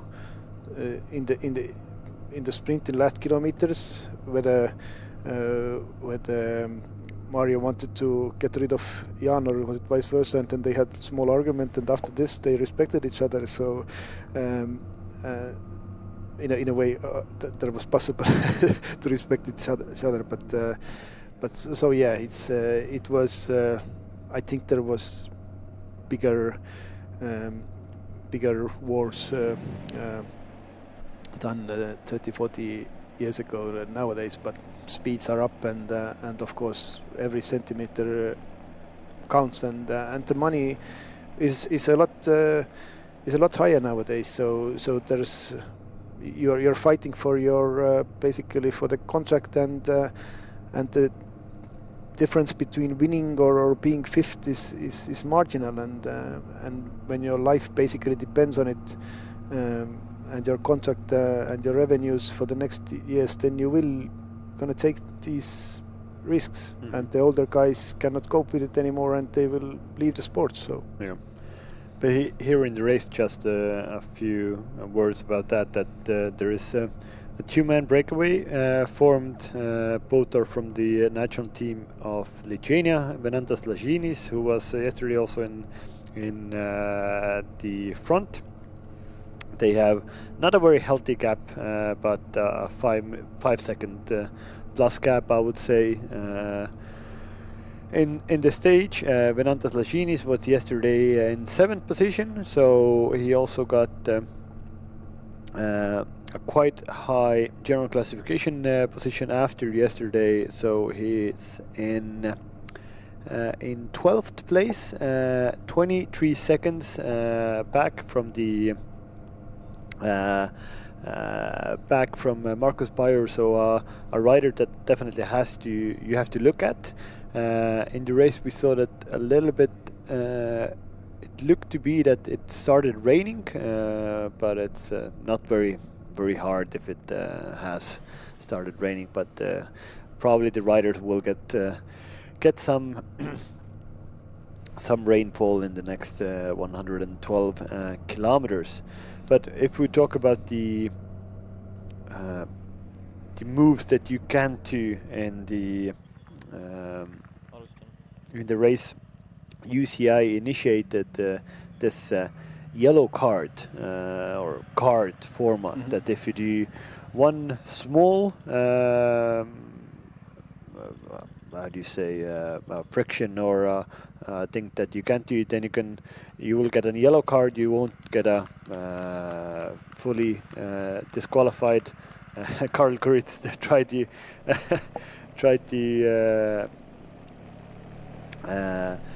give his bottle to the spectators, but he's not a very good thrower. He's more of a bike rider, and so it's good that he didn't go and play basketball. That wasn't a very good throw. But UCI has initiated this yellow card format. What do you think about this? Is it a good thing, or is it still subjective that what defense is a yellow card and what defense is a red card? I mean, it hasn't been in football the whole time also, but I think again it's one of very many things what can make a little bit safer place for cyclists, and I think it's important also for the younger generation who are looking to TV and seeing how people are behaving. I totally 100% agree what the referees did in the Tour de France, where Peter Sagan was disqualified. He was a world champion, 3-time world champion, and he got disqualified because of the wrong movement, which could have been very serious. And I think this was a statement from the UCI also that look, when you are 14 or 15 or 16 or junior, you cannot do these things, and it would be even bad if someone else would have disqualified and not the world champion. So again, new thing, maybe it helps, maybe it doesn't, maybe in a few years they say, it doesn't work, but maybe it really puts someone to think that whether I'm going to do this move or not, because I have 2 yellow cards on my back already. Yeah, that's true. So, by the way, about the throwing of the bottle, what Karl Kuritz did, and not very successfully. I had a similar thing last year. I participated in this Gran Fondo World Championships, and of course I were already in a whatever bunch, and there was people near the road and some kids, and I had a bottle, and I thought I will throw them, but they were quite far, like 50 meters, so I wanted to throw very far, and the quality of the throw was that it went backwards to another group. So I was so ashamed. I wanted to give this bottle to the kids. So if I would have gotten a yellow card for that, super. I would be happy. People who do not know how to do things shouldn't do things. Yes. I was this year. I was watching the Tour de France, a few stages in France, and I went and watched also the Col de la Loze stage, and there was in Col du Glandon on the mountain, and I watched the peloton go by, and there's usually this. In every place there is this a few fans who do a big bucket, and then they have a cardboard sign that throw all of your bidons here, and then you get some points or like figurative points if you get the bottle in the box or in the or in the hoop, and it was Jonas Vingegaard who actually 10 meters from me he tried to get it into the hoop, but he failed. Unfortunately, I didn't get the Vingegaard's bottle also, but it was nice to see. But he was having a joke then with his teammates that I missed it. So it's not the only thing that Jonas Vingegaard lost in the Tour de France. Not the Tour only, but also his basketball skills aren't very good. But now we see actual rainfall started. and now it gets just uncomfortable. The rain.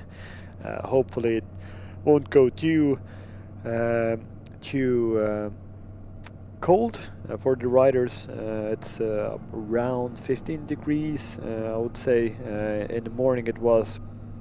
It's not quite bad, but definitely I think some riders who are more used to hot weathers, they will go back to the car and take a rain gilet on. But one rider who really likes rainy weather is this guy, Karl Buttercloak from Quick Pro team. He was born and raised in Saaremaa, a big island in Estonia, on the western part of Estonia, and it's an island where always there's a lot of wind and usually it rains. So he doesn't care basically. Yes, It's the best summer, exactly. average summer day for him at the moment in front of the bunch. I don't know why he has like a camelback. I thought at first that he had some gilet or something there, but that's the way he rides, or what's? No, but I'm on a different opinion that some riders put there because for aero benefits, that you can get something extra aero-wise, that when you have a little hump on your back. But yeah, some riders hold gilets there, some riders use bottles there. Of course, in hot days you have like a little ice pack there on your back. But Johan Nordlund is starting to get warmed up. It seems that's what he is doing. He creates his chances himself. He doesn't even if he goes in a breakaway with, I don't know, 7-10 guys. He usually doesn't win. He's 7th or 8th or 9th.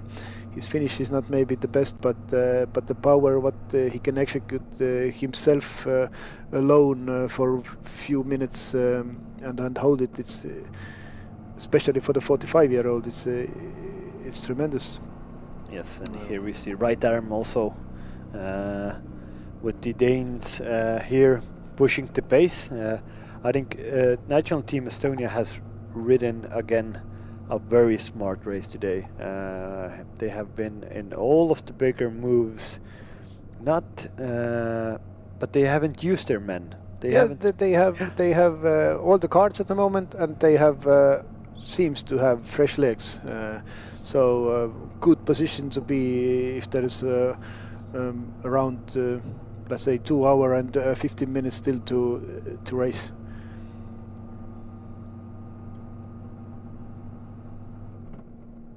We should soon get an interview from yesterday's or the man who's in 3rd place overall, Axel Galberg. Hi, Axel. First of all, congratulations to you and your team on a good result yesterday. This has landed you the lead in the best young rider classification. Did you come here with a plan of chasing the white jersey? Yeah, of course, it was a goal for us to take that jersey, and also in the GC. So we stand with 2 guys now, 3rd and 4th in the GC, so it's a pretty good situation for us. After a tough day yesterday, you are positioned 3rd in GC and only 11 seconds behind Markus Pajur and right arm. Do you think it's possible to swap that young rider jersey for yellow? Yeah, of course, everything is possible, but it's also going to be really hard. They're good riders and also not so many climbs or things like that to do on, but we will see what happens. Yeah, thank you and best of luck today.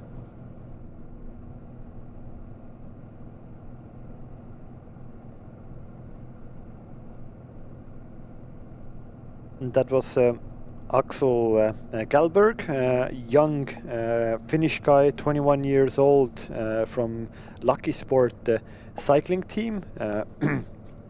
As I told yesterday, a new team from Sweden that is nurturing young Scandinavian talent. And they have ridden a really good race here. They have a nice team of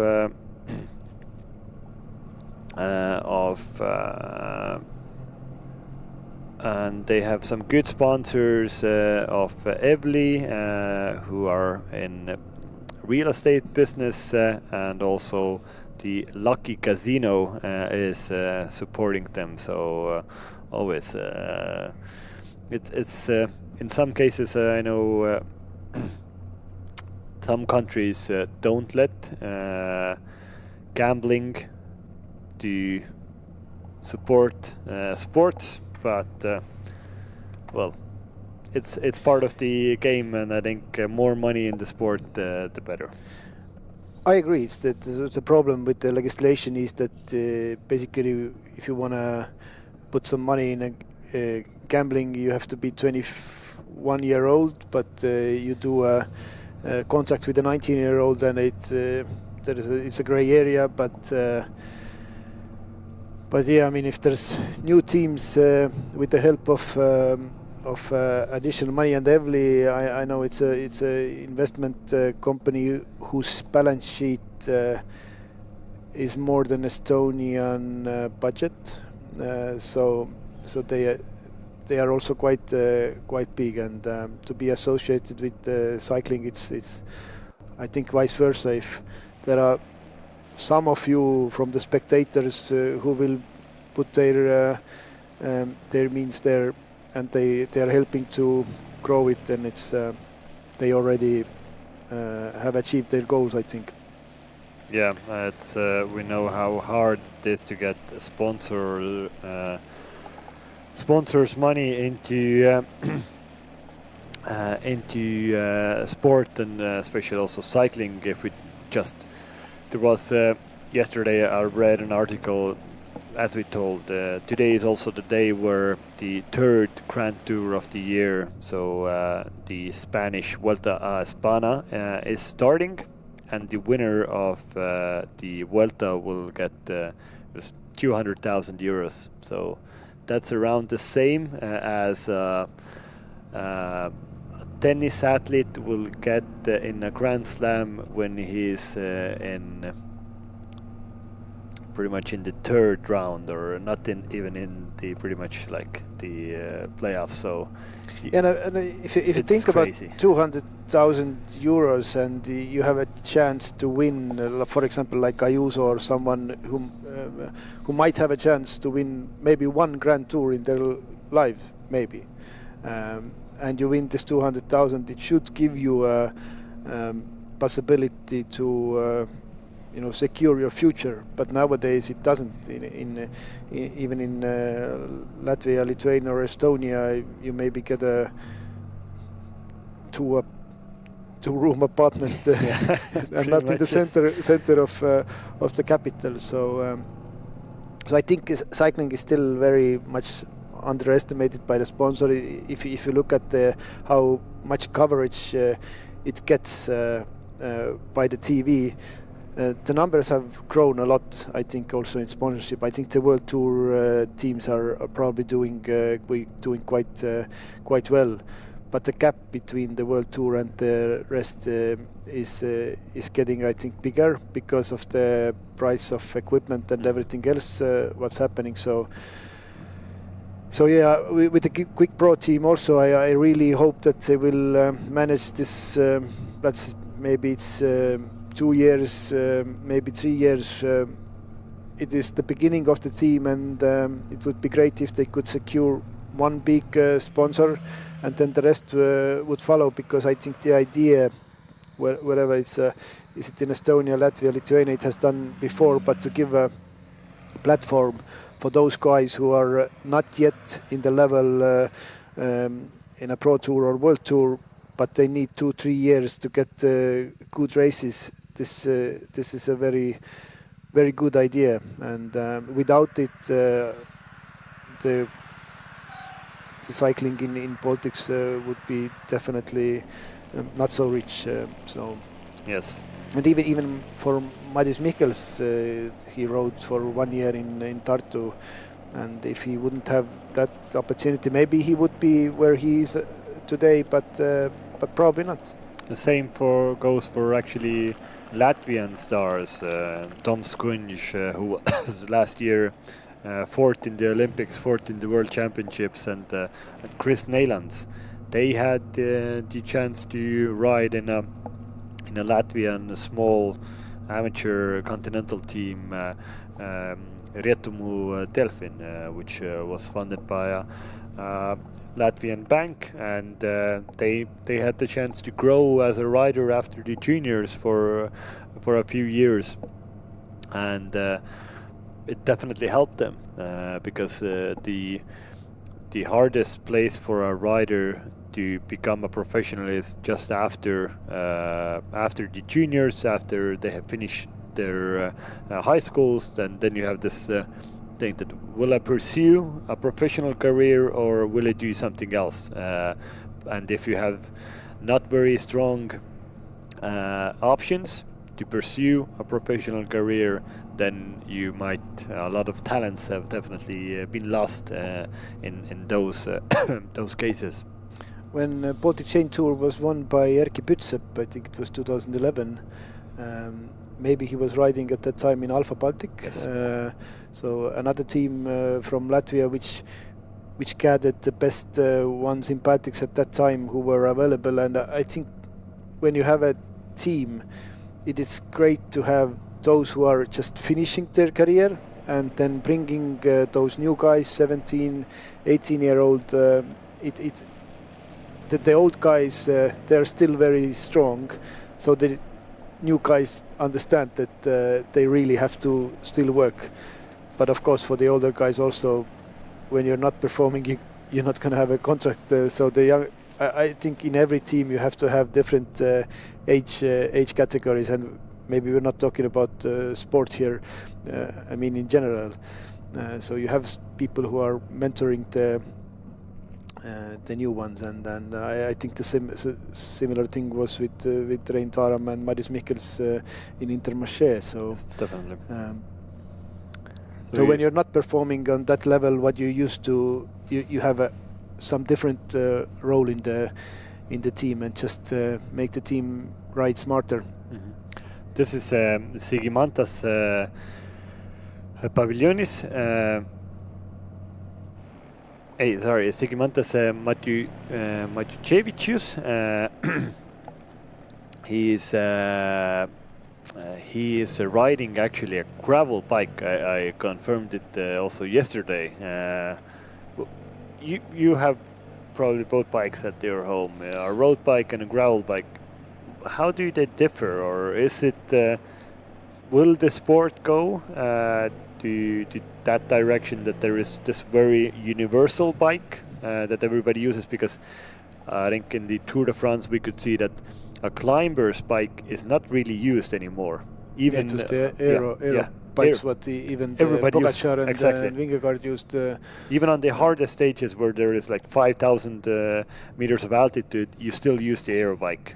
I don't know whether on that level or here in the Baltic Chain Tour, this is going to be a new normality, because I mean the gravel bike, the position is a little bit different, but I think if you're talking about the amateurs or seniors, to have one bike where you can just change the wheel, you're gonna save a lot of money, or you can put additional money to have one very good bike rather two average one.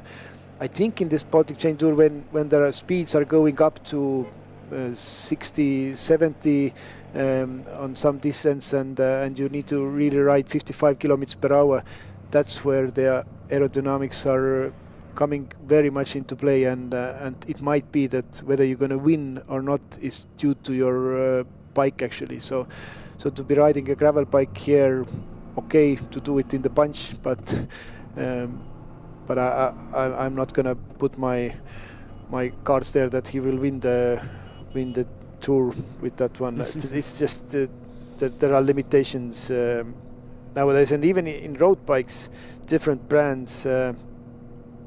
We're not talking about them, but there are some bikes with what you cannot win anymore. It's although they might look the same, but there are differences in bikes, and they are all very, very expensive, to be honest. I mean, if nowadays a very good bike costs around 15,000 euros, and then the team has to have a time trial bikes. You have to have, if it's an average professional team, probably the rider has 2 bikes at least. Yeah. So even for one person, all the wheels, everything, it's around, let's say, 40,000-50,000 euros. How many riders there are in a normal continental team? Usually like 10-15. Yeah. So you need 500,000 even for the equipment. So, and if you talk about the Baltics, to get 500,000 sponsorships from one sponsor is very difficult. In sports, I mean, the biggest sums are here around 150,000 what the companies are putting. So to get 500,000 sponsor in the Baltics for a cycling team, it really has to then perform Europe-wide and be in TV. That's when you get. But there's also not very much alternative if you have 500,000 euros as a company and you would like to put it in the cycling in a world tour team. You get a very small part of the somewhere on the backside of the jersey. So there's a very interesting situation on the road here. The bunch has split up, and this is the pictures of the second part of the bunch. There are some riders in between, but a lot of riders have missed a big split.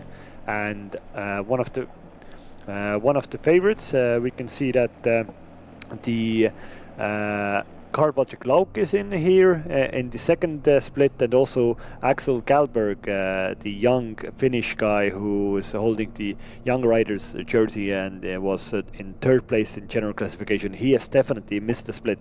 This is now the pictures to the front of the race. We see a lot of Quick Pro riders represented, a lot of Lucky Team riders represented, but also we see the general classification leader Markus Bauer is in there, and he has at least two teammates, but I think it should be still 3 teammates for him. So nothing bad for the national team Estonia, but there is a huge split, and this is very critical in this race today. But with this, it's quite a big group. Probably they don't work together, everyone here, and if there are people back, the gap is still around 20 seconds. Around like that, yeah. So it's a nice move, but someone has to now really put some effort that they can stay in front. And if there are some guys there who really missed and they have 2-3 teammates, then they can work like hell. Now it's the time to start working. Yeah, this is very, because it's such a big group, so it's very hard to find cooperation in here, because you will always have passengers who won't do anything here. So I would say it's 25 guys here approximately, so almost half the peloton is off the front. And now we can see the distance between the second part of the group there. Yeah, there's some 5 riders in between, and then the group comes. This, I would say, is even more than 30 seconds with the peloton. This has a possibility to go very far today. And you can see Energo's team is here, Lucky Team is here, the Danish Giant team, Latvian national team has at least 2 riders here, Svealand has 2 riders here, but who are the bigger losers? I don't see anybody from the Austrian team actually. And I don't also see the Austrian team leader, the green jersey, Josef Dirnbauer. I don't see him here. I don't see Axel Galberg here from Lucky cycling team. So they are, I would say, the biggest losers at the moment, but we don't know the gap yet. And we see also, national team of Estonia. They have 4 riders here. They have right arm. They have Karl Kuritz, and also Markus Bayer as the yellow jersey, and Lauri Tamm. And I saw that Markus Bayer, he was at the back in the second part of the group, but he saw that a very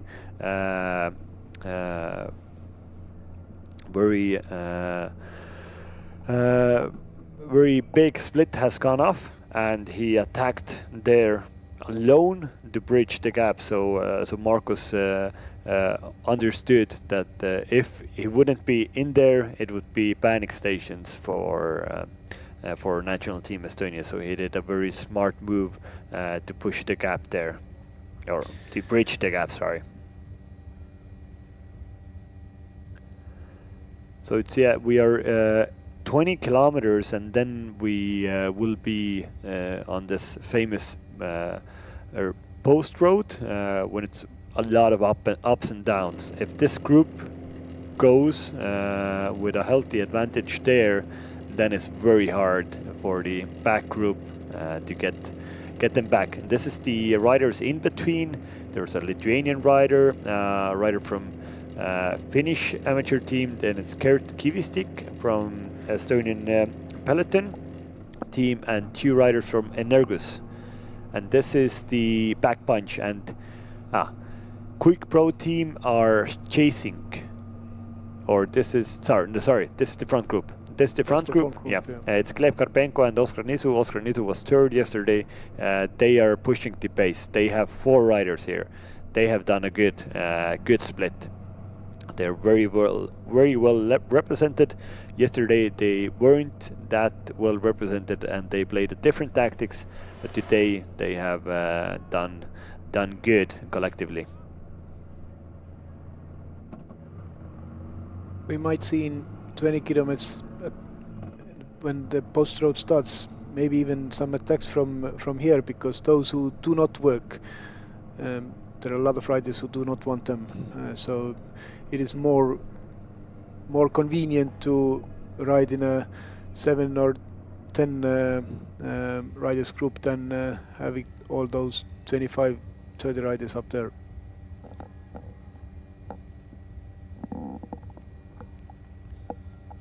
So we just got confirmation that it's 50 seconds already. 50 seconds between the 2 groups, and that's a very healthy advantage. And this has just happened in the space of 5 kilometers or so. So the front group is going full gas, and the back group is totally. They don't have a team that is pushing the pace there.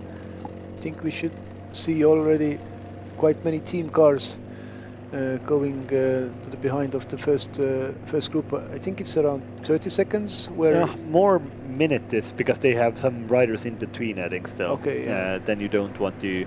Usually they allow like 45 plus, but a minute. Oh, already. You were right. Sorry. They already have a team car here. But I just wanted to show that again, like yesterday. Josef Rekuici, the 35-year-old Algerian guy, now loaned from their team. He was all of the time at the back of the bunch, but when it matters, he's here. He's in front, yeah. Yeah. Same for yesterday. He didn't do any work in the breakaway, and he was 5th. So, and this. That guy shows that he's 35 years old. He has been 5 years in the World Tour, raced a few Grand Tours. The only rider in this race that has Grand Tours in his palmares, and it shows. He knows how to race with his head and not only with his legs. So nice job from Josef Rekuici, but definitely this weather doesn't suit him, I'm sure. And when you're 35, it doesn't sound very old, but the guys with whom he's riding, he can easily say that, sorry, you are young now. You have to work. I can a little bit relax there. Yeah, this is right arm, and this is number 1 from Quick Pro team. It's Quick Pro team number 1 is Martti Lencius. So they have 4 riders in here. Right arm, Rekuichi, Markus Bayer, and also we have 116 here. It's August Birk Hunt from Play Giant Store, and this is the back group, and this is... They're gone. They're gone, yeah. Yeah, I mean, it will be 2 minutes very, very soon if they are continuing like this. There's no team who are interested to catch those. I see, again, sorry to talk about so much about Johan Nordlund, but I see only he would take this and let's go now, or maybe he's just want to rest and try tomorrow his luck. But here, we see again, like yesterday, Team Peloton, the Estonian amateur team, they didn't have any riders in the front yesterday. Same for today, and now they are forced to chase there, but I'm not sure that they can do something similar 2 days straight, because they definitely lost a lot of watts yesterday. They are a little bit fatigued, so let's see what it will happen. But I'm on the same level as you, or same mindset that the gap will grow out very fast. Already 1 minute 21 seconds between this. It's very even hard to say that this is a breakaway. It's not. Yeah. It's half the bunches here. Yeah, and then we in Estonia say Indian bunch when we race at the backside, because this came from a very well-known Saaremaa velotour, when there was 1 year a group of Indian team, and I think in first or second stage many of those were on the last, and then we started to say that, oh, you were these guys with from India, and then this is where in Estonian it came. So like you said, it's not the breakaway. It seems that it's just the other guys are just couldn't make it. But yeah, we just got confirmation that it's 27 riders in the front. And on the left-hand side, you can see the names of the riders here. Yeah, National Team Estonia is very well represented with 4 riders. Same goes for Quick Pro cycling team. Lucky Pro had 2 riders. Then also there is 2 riders from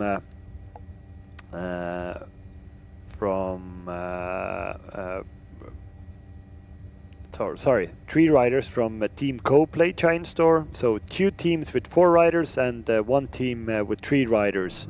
So they are the teams who are most represented. Oh, this is a guy from the Danish team. Is showing, I think, to mostly his teammates or to everybody that if you want to go to the finish with this group, then please come and work a little bit. I can't do everything for you, but it's 27 riders, so almost half the peloton is here. But we can see that optimistically 15 are working here, 10 are passengers. And of course it's very hard, I think, for a lot of teams to really commit here, because they know and they see that the leader's jersey, Markus Bayer, is just at the back. He's not doing anything. You can go as hard as you want, but you won't get rid of him just by riding hard. That he will be the freshest at the end. So what kind of tactics would you have if you would be the team director for the other team that has 4 riders here, Team Quick Pro or Danish team? What should they do? Should they commit for the next 30-40 kilometers to just get a very healthy lead and then start attacking, or just raise their hands and say, we won't do anything, it's your Team Estonia to push this group?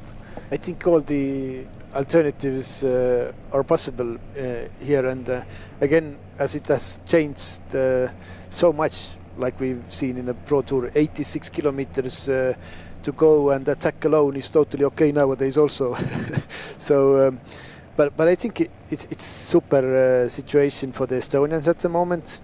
Not super situation with all the others. Latvian national team, Lithuania, Danes.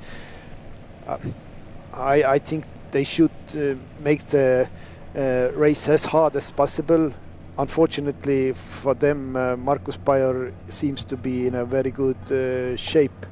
But there are other places also to race, not only maybe the win. How many seconds the winner gets as a bonus? 10 seconds. 10.64 and 2, I think, in the finish it should be. So to attack as much as possible for the Estonians, do the work and protect the leader jersey should be a logical way. And whenever Estonians will get back to then another attack, maybe even for two teams to agree that let's do that now.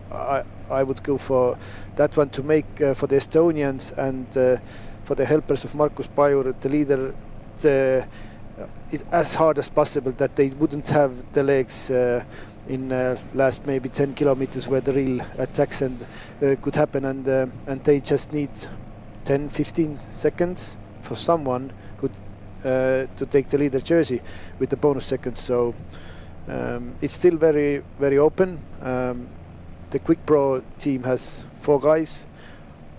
I'm quite sure they won't work with the Estonian national team.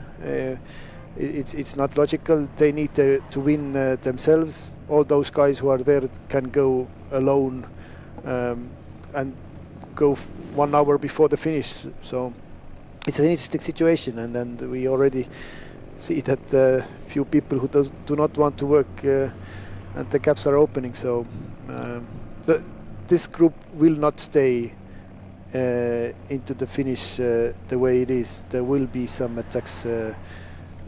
Somebody likes the cold and rain, and they might do something. Mm-hmm. And in 13 kilometers time, we will have the second intermediate sprint in Urvaste Church, and then there will be again bonus seconds and points being awarded there. So, but probably until then, this group will work together. But now we will go for a short commercial break. We'll soon be back.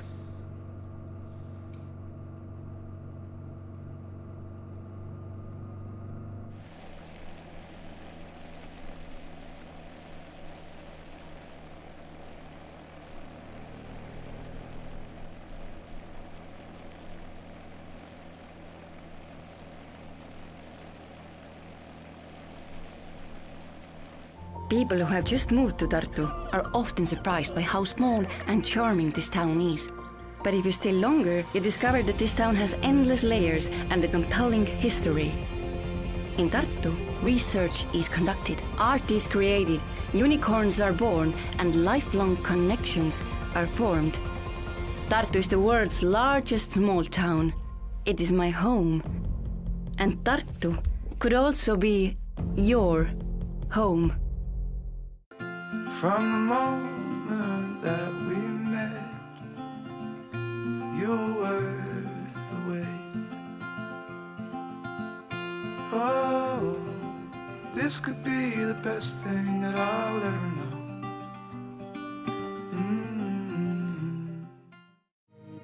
Welcome to Smart Riga, where the roots of our history nurture the growth of our future. Our city's policies support fair and sustainable growth, leading to new innovations and smarter living. Let's explore the foundations upon which Smart Riga is built. Smart transportation systems make commuting easier and more efficient, while smart traffic management and real-time updates ensure that residents can navigate the city with ease. Our green buildings, solar energy, efficient public lighting, and active mobility reduce our carbon footprint and create a cleaner, greener Riga. As Riga moves forward to become a climate-neutral city, these elements are the key. Online municipal services, digital tools for city planning, and 5G-enabled solutions empower everyone to contribute to shaping the city's future. Improved public safety and responsive city services, Smart Riga enriches every part of daily life. Riga's thriving tech startups and business initiatives attract investments, create jobs, and drive innovation. Choose Riga as your testbed for innovation, where the city itself becomes your partner in developing and testing impactful solutions in its pilot territories. Just as a tree thrives with deep roots and plentiful fruit, Smart Riga continues to grow and flourish. Riga, the smart choice for your innovations.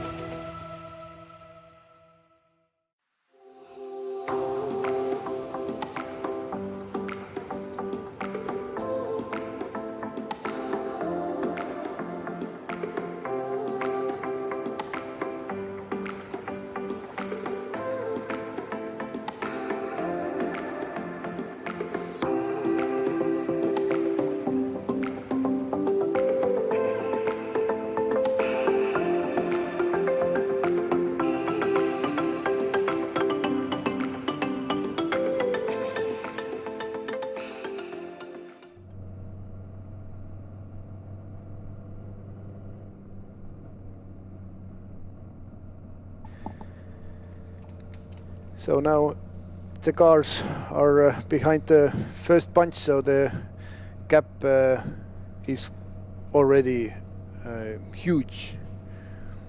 Probably it's around, it's shown on the screen, around two minutes, what you expected. Yes, already 2 minutes 80 kilometers to go, so yeah, in the space of around 15 kilometers they have gotten a gap of almost 2 minutes, so it's quite a good situation for all of these riders who are here. We see on the on the left corner that the sprint is in 9 kilometers, so the second intermediate sprint of the day. I think until then the situation will stay around similar as it is right now, but after the sprint they will go on a very rolling part of the course, up and down, and that will definitely give chances for attacks. And I told yesterday this that I expect a lot of teams to attack the National Team Estonia. It didn't really happen yesterday because National Team Estonia just at some point put 3 men on the front to control the race, but that was the last 25 kilometers. Today they aren't able to control the race for the last 70 kilometers.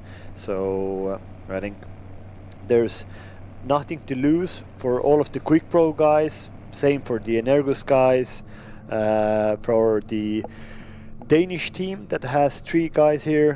One is high up in the general classification, but for the other 2 they should attack. There's no point of staying together with Markus Bayer here, especially regarding yesterday, where he was definitely the strongest and the fastest in the bunch. So it's very hard to get rid of or win Markus in the sprint. So you have to get rid of him before if you want to step on the best spot on the podium.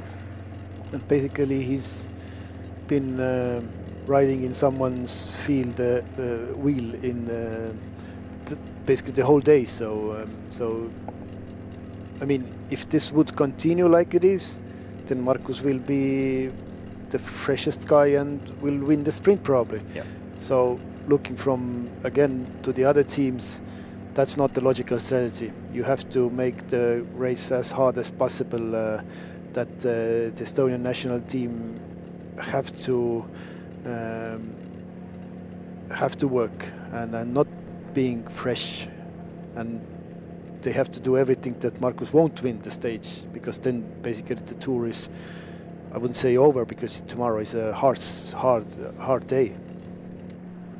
Yeah, but just an interesting thing that I saw, that both Markus Bayer and right arm from the Estonian national team, Markus has the leader jersey and right arm has the most competitive red jersey.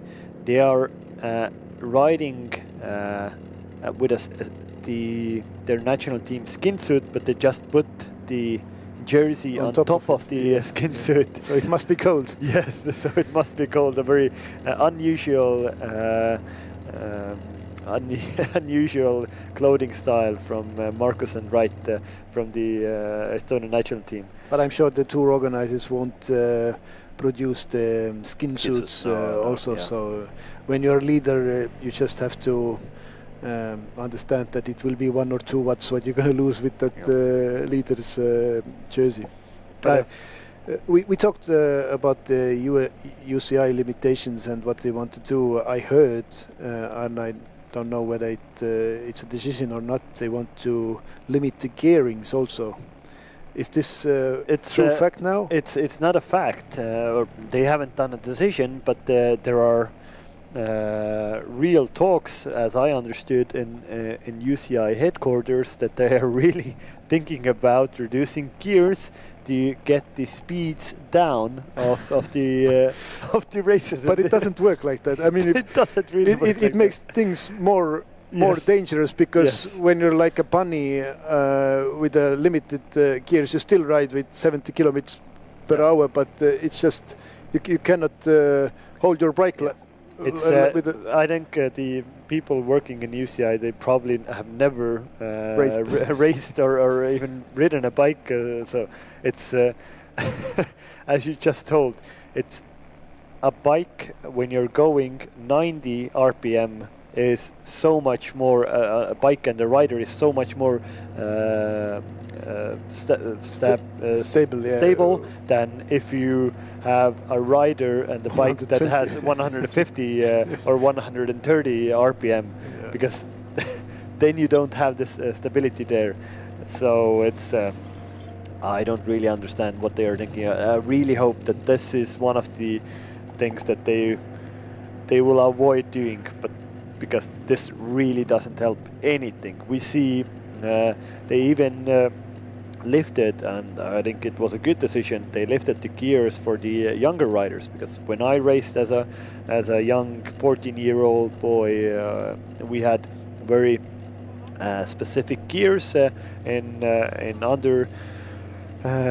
under 15 level, then under 17 level, and then in the juniors we have different gear ratios that we could use, and there was always a little step up, another gear if you go into the another age category, but they got rid of the gear ratio or gear limitations for the juniors a few years ago, and I think that was a very smart move, because you could see like juniors would race and just take the Estonian races also, they would, a lot of the races they would do together with the actual elite men. They have the same watts, some of the best guys, but they are just have limitations in cases where the race is being raced in 60 kilometers an hour, and it actually causes more problems for those few guys to race there with limited gears than it would be if they would have proper gear. So I think that was a very smart move, and I would really not understand a move from the UCI if they would start putting gear limitations on professionals. I don't know. It wouldn't really help anything. The gear limitations are still men under 17, and but the juniors do not have it anymore, probably because there are more and more guys who are getting a contract at the age of 17 or 18 already. But I think for the younger ones, I remember when I was 13 or 14, we had one guy who then we didn't have gearing limitations. This came probably in the 94 or 5, and there was one guy who constantly, he was so strong at the age of 13 that probably with the rounds per minute he was 68 or 72, and he just went alone. So I think for an athlete to develop, it's good that even if you're strong, you still need your body to move. It's good for your ligaments and so on, that you don't in a very young age, that you don't destroy your knees and so on if you ride a very, very big gear. So it's that is of course like the cycling basics, that if you start riding, ride with cadence, because it's good for your muscles, it's good for your ligaments, it's good for everything. But the youngsters are now, when we race together those few races here, they have 50 in front and 14 back, and to be honest, if it's not over 60, let's say 55, then they can manage. But the problems are downhill, downwind, sometimes when the pace is going more than 60, 65, even 70, then they really struggle, and it becomes a little bit dangerous, because you see those youngsters want to be in the bunch, and they just don't have a chance. So we should have now in 3 kilometers time the second intermediate sprint of the day. It will be in near Urvaste church. It's a very nice Baroque style rural church in Estonia, built in the late 17th century.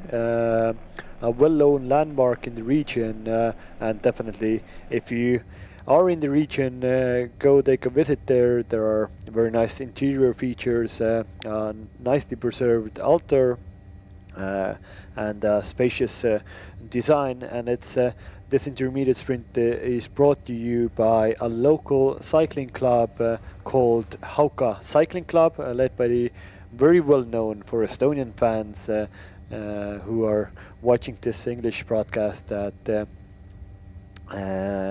time trial specialist Taavi Kanimäe is one of the founders behind that cycling club, and is contributing back to cycling in providing this intermediate sprint in Urvaste Church. Taavi has actually ridden time trial just last few years. When I talk about his power, everybody can follow him in Strava, but for him in time trial it's a norm to have 440 watts, and so we call him in Estonia Kannamäe. Kannamäe. So like Filippo Kanna, but Estonian style. Yes, so incredible guy who should have maybe taken up the time trial 10-15 years ago. Last year he also participated the European Championships. Was also in World Championships. Also in World Championships, yes. Not maybe so successfully as he hoped himself, but I think it was also a good example of how you can come basically from nowhere, and if you have the power, you can come and represent Estonia in the highest level. Mm-hmm. Yes, and now we see some attacks here. It's 1.5 kilometers until the intermediate sprint. You could see the Danish giant team is doing an attack, and somebody from the Estonian national team is trying to neutralize that. Looks to be Lauri Tam here. Yes, and Karl Kuritz is bringing the other breakaway companions back. So this, I think, is a little bit of an appetite maker, what we will have in store for the last 70 Ks. A lot of attacks here. I think there won't be a lot of nice common... Oh, and attack from the Latvian national team. And then Markus Paiuris is going in his pursuit. I think the intermediate sprint should be 500 meters, 500, even less probably. It's on top of the hill, it goes down and then it goes up. I'm sure the king of the mountain, as Taavi Kannimäe has it, so it might be that in Strava, Markus Paiur at the moment took the KOM, but let's see afterwards. Markus Paiur in front of right arm took that intermediate sprint, so the two guys on the top step of the general classification just made sure that they will probably stay there for a longer time. And Quick Pro team should be attacking now after the intermediate sprint, or any other team. This is what we as spectators would like to see, that it just doesn't go for the next 1 hour 15 minutes like this, but always after the intermediate sprints, especially when the leader has won it and he's in totally red, these are the times when you can do something.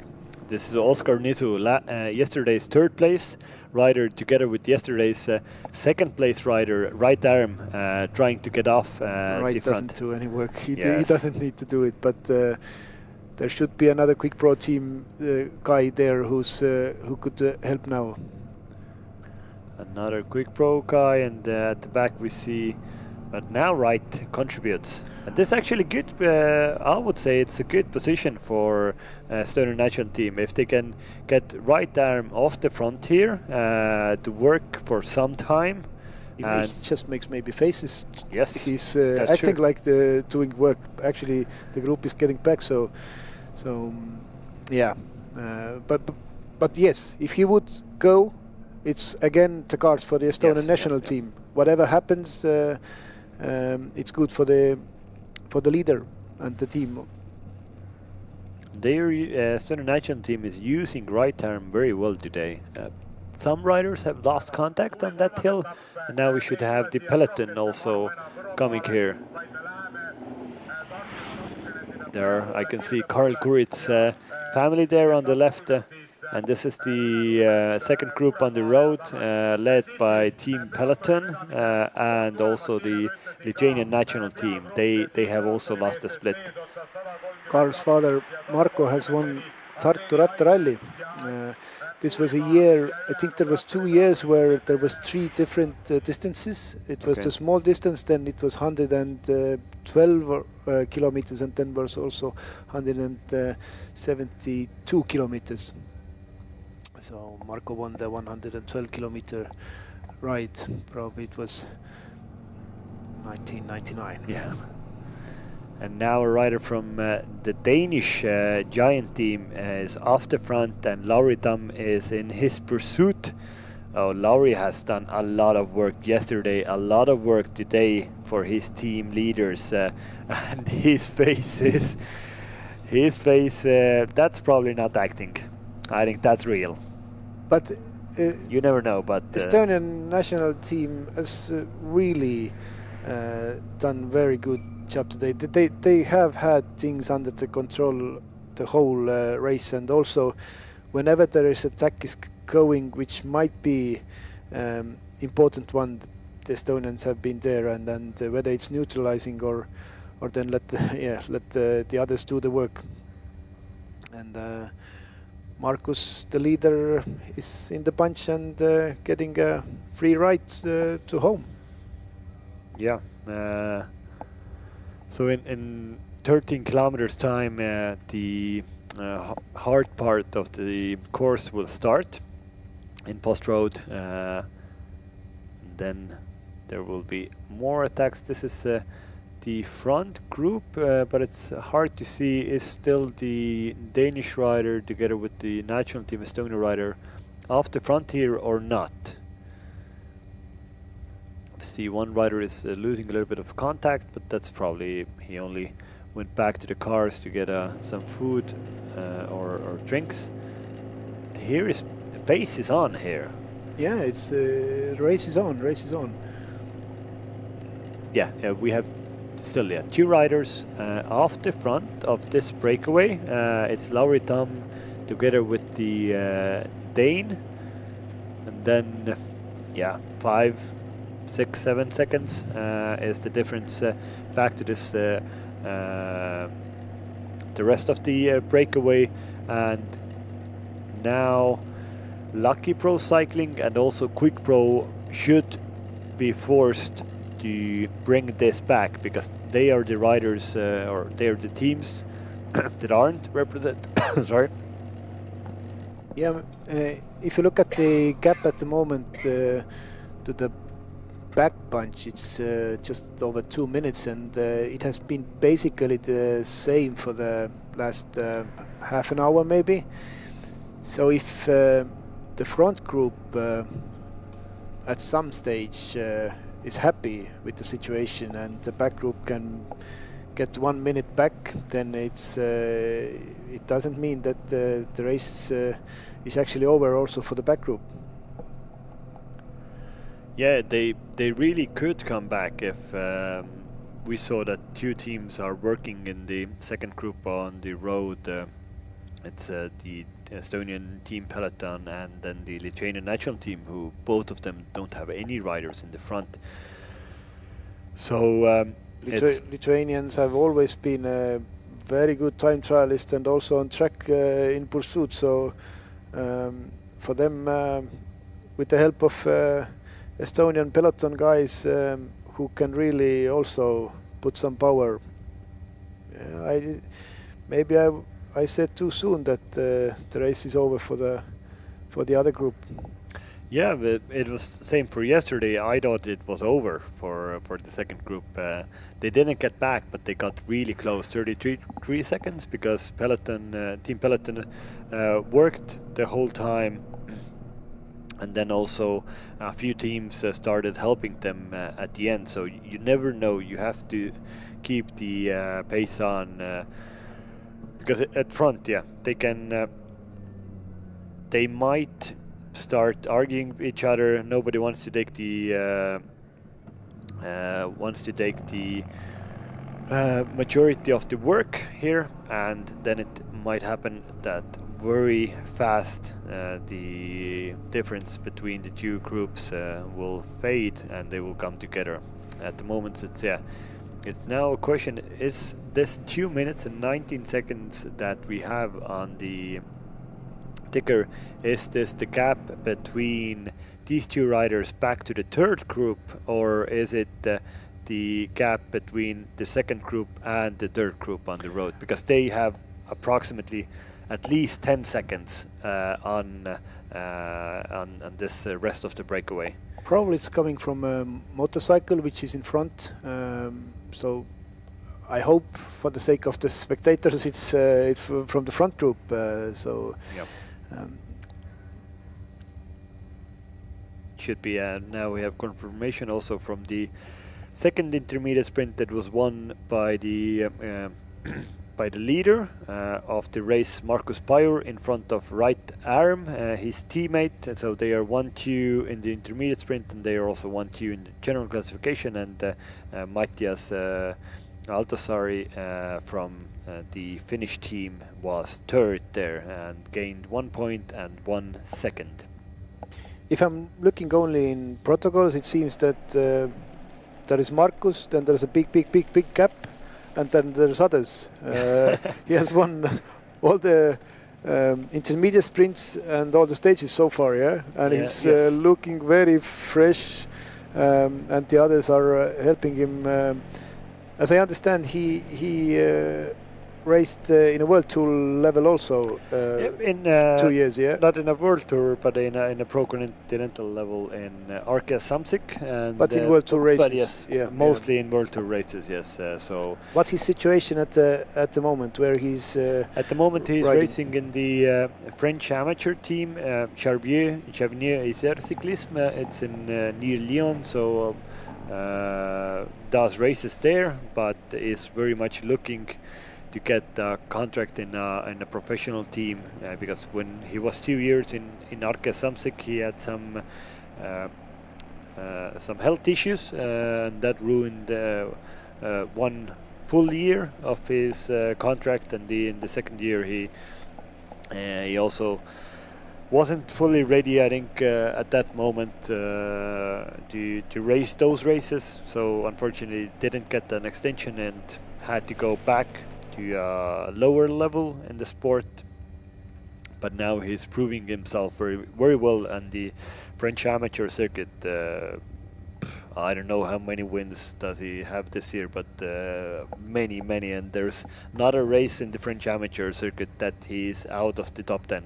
So he has showed a lot of good form this year, but I'm not sure what is his contract situation at the moment. But of course, if we would win today's stage and tomorrow's stage and the general and all the classification, intermediate sprints in UCI race, that probably would help a little bit to get a very, or at least a chance exactly. in a very good team.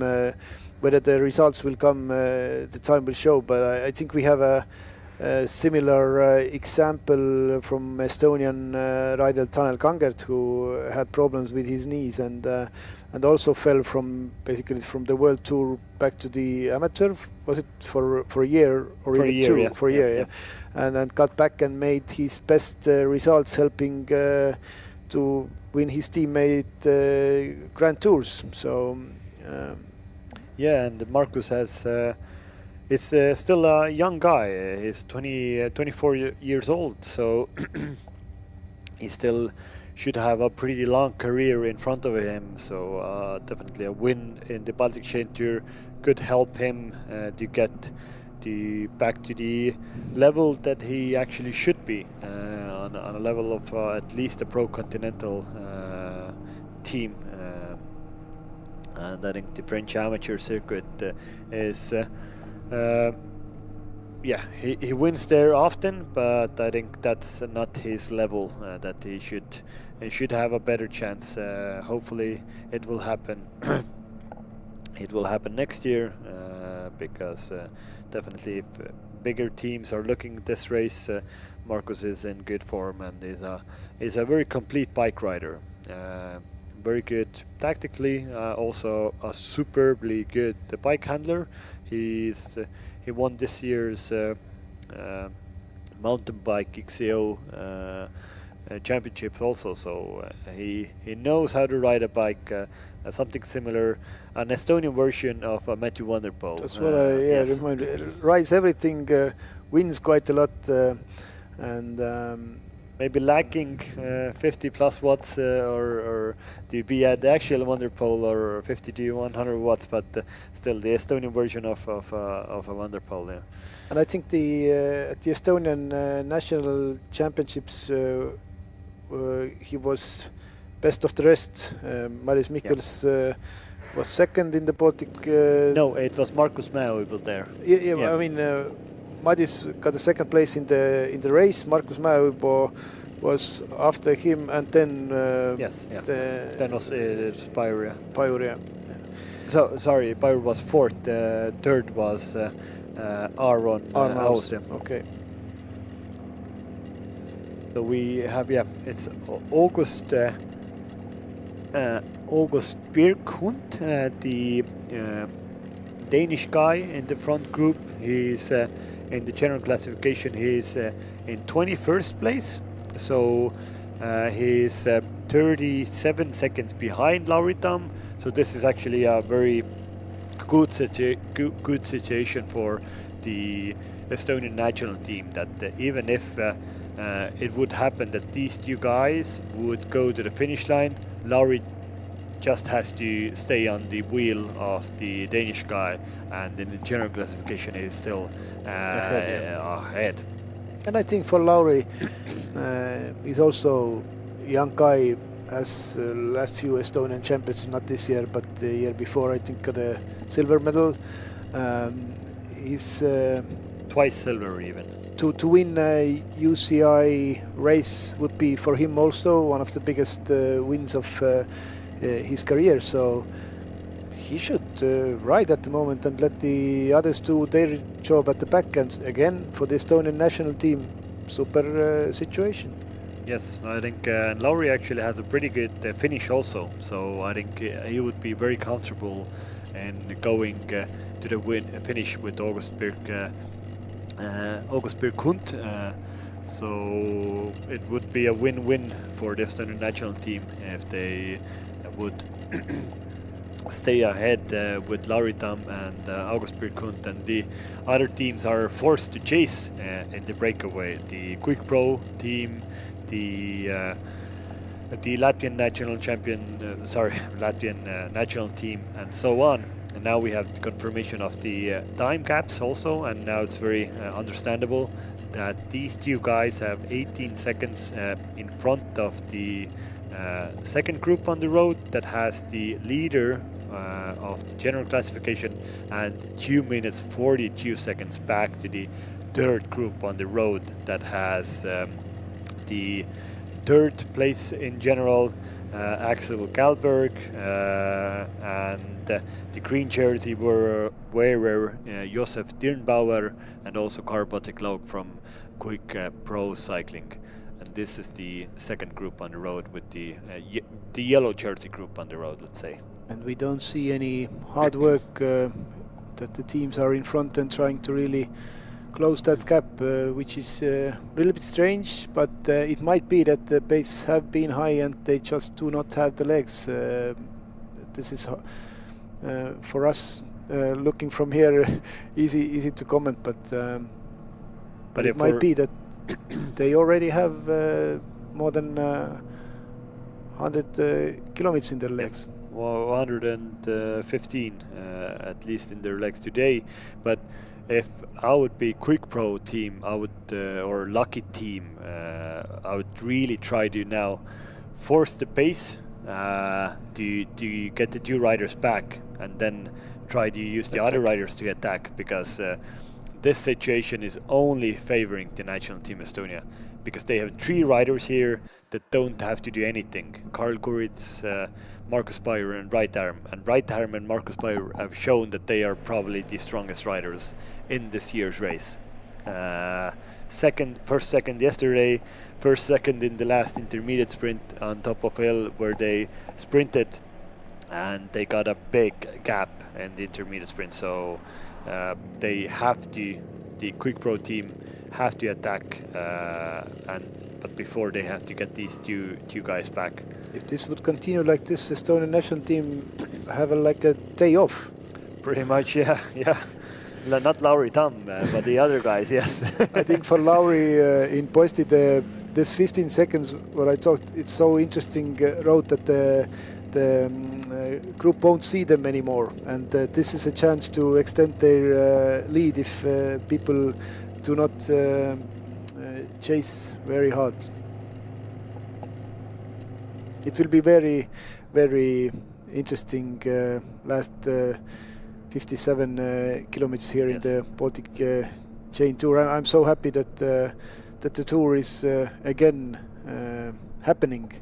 We missed it last year, and I hope really that this tour is giving for the Estonian and Latvian and Lithuanian youngsters, and when the competitors are coming also, basically if I look at the participants all over the world. I was a little bit surprised that the UCI doesn't allow juniors to race, because again in 90s or 80s the best junior always were in the national team with the men's, and they had their chance. And even Jan Kirsipuu said that in 1987 he, as a junior, raced the whole Tour of Poland. It was 8 or 9 days. But I'm sure there's a reason for it. But I think the Baltic Chain Tour for the Baltic cycling community and those who really want to achieve something is a super place at home where you can show off your sponsors and your legs and get a UCI win and get noticed worldwide. Very interesting here, just race tactics wise. Wright Darm and Karel Kuritz are constantly on the front of this yellow jersey group, and they are just they're just trying to acting like they are working. Yeah, not acting, but they are more. I think they're trying to mess up the other team's work. Yeah. What do you think about this? Is this this is under like gray area that? It's part of the strategy. It's not a very nice thing to do. Yes, but where it says that we all have to be nice if you want to win, I mean it's legal. That's why we have rules. There are some things which are illegal and then legal. And if you look at the really big races, it's when the race is very hard. It's very difficult to do this. So at certain period in a race, you might do it and you will win 5-10 seconds. And it's just frustrating. And if those guys who they do not like this, they can just go in front and ride harder. That's always a possibility. Just ride so hard that you don't get these guys interfering us. That's true. That's true. But of course, I remember also, it wasn't very nice to do that because you won't get a lot of friends, and it was very inconvenient if other guys did this to you. So, but it's part of the sport, and it's definitely a lot better than what the Tashkent Devil did, as you told the story before. But I think the most interesting thing is always when you are behind someone and you are really pushing and you think that he's in front pushing also, and then at some stage you understand that I got screwed because actually it was this 2, 3, 4, 5 seconds and there is a gap and now I have to go alone. When you go, someone else attacks, so it's constantly, it's part of the strategy and implementing the strategy. This is what makes the difference, and sometimes what cycling is, why it's a nice sport, that in many cases the strongest doesn't win. In many cases, that is very, very true. But here we can see that the pace, I think, has been upped in the yellow jersey group, and they are getting very close to the two lone two riders at the front, and they will soon probably catch them. Now they are going through a town called should be Kanepi.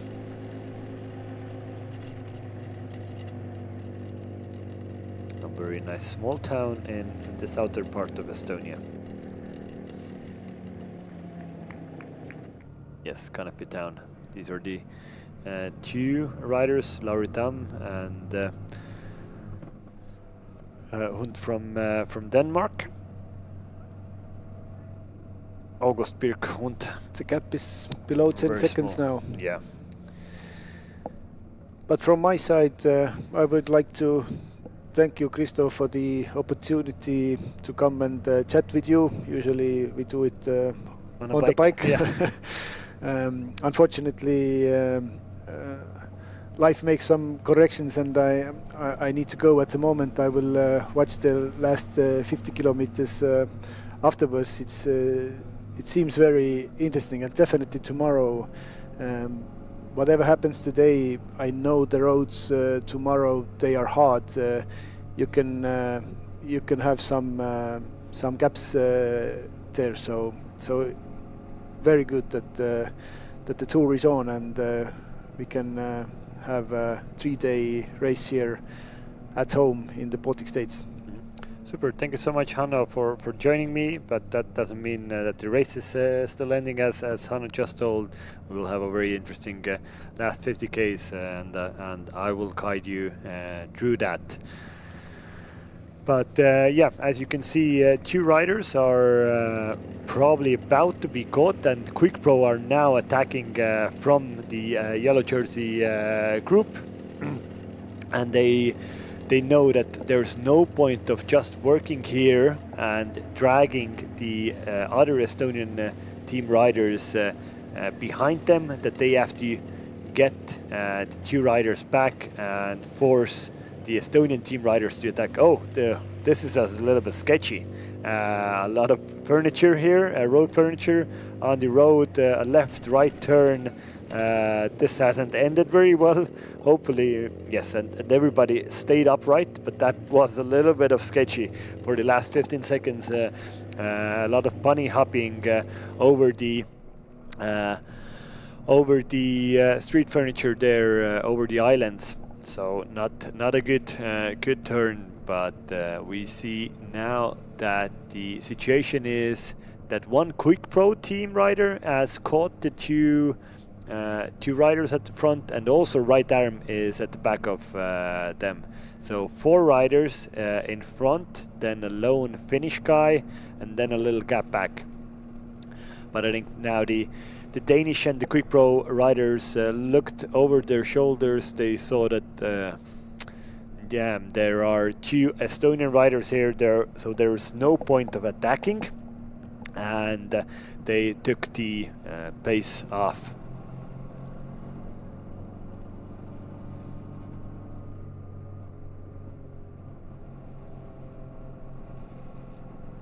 Here is now again Oscar Nisu from Quick Pro cycling team attacking, trying to get lone off the front, and right arm is trying to close this gap. As we told, this road is very interesting, a very beautiful road, but there is almost no flat meter on the next 10-15 kilometers, all the time, up and down, perfect places to attack, but very hard to chase.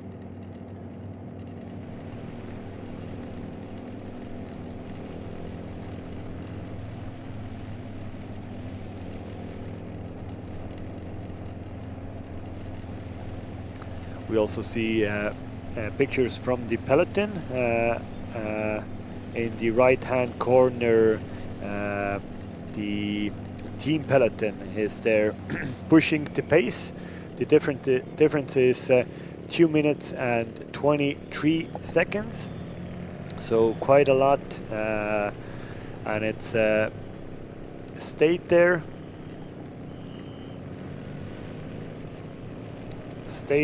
around 2 minutes 20 seconds. So, but if these guys start attacking, then usually it's like start and stop, and that means that the peloton has an advantage and the time cap can come down.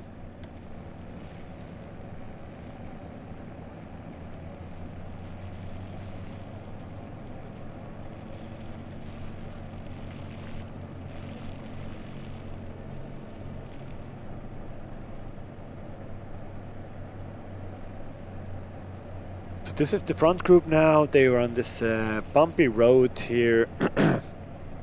There has to be attacks, and now we can see. Sorry, I have missed him. It's Josef Dirnbauer is really here. The green jersey wearer who did a very active race yesterday. He has now attacked from the front group. Lauri Tam is controlling him, then it's Oscar Nisu, then a rider from Lucky Pro Cycling.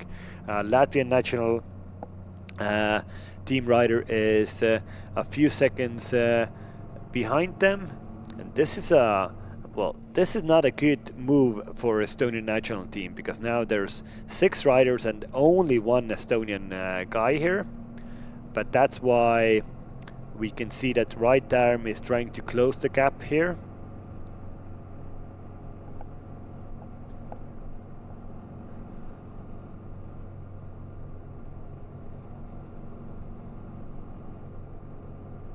But this is being closed. I think Lauri also is looking back, seeing that I don't have any teammates here, so probably there's not a lot of point in really contributing to this effort.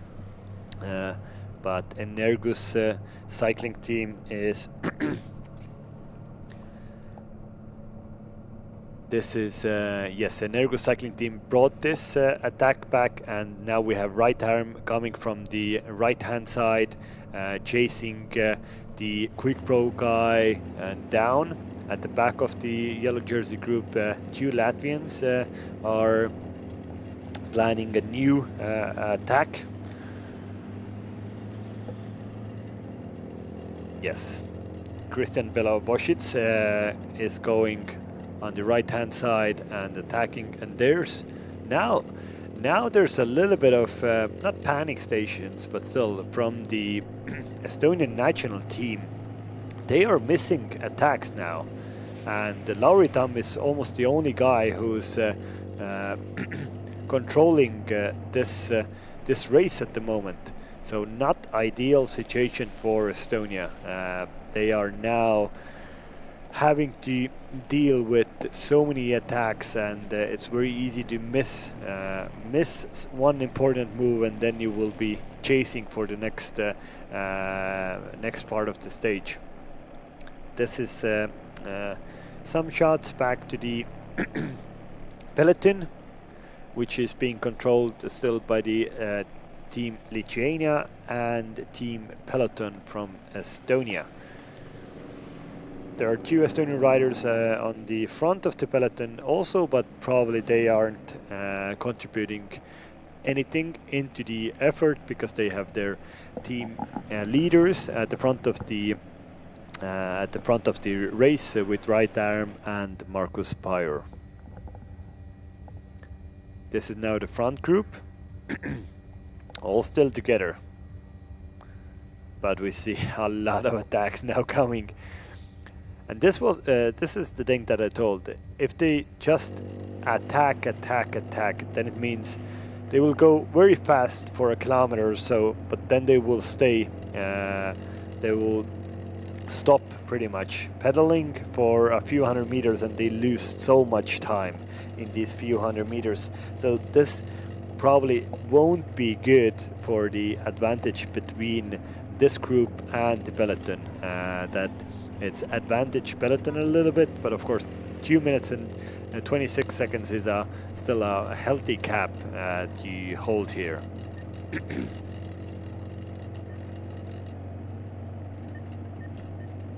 And Josef Dirnbauer is trying to go solo. 46 kilometers solo is a little bit too much, but let's see. If he gets a nice gap and maybe some riders can join him, then why not? But just going solo, I think it's not a good idea.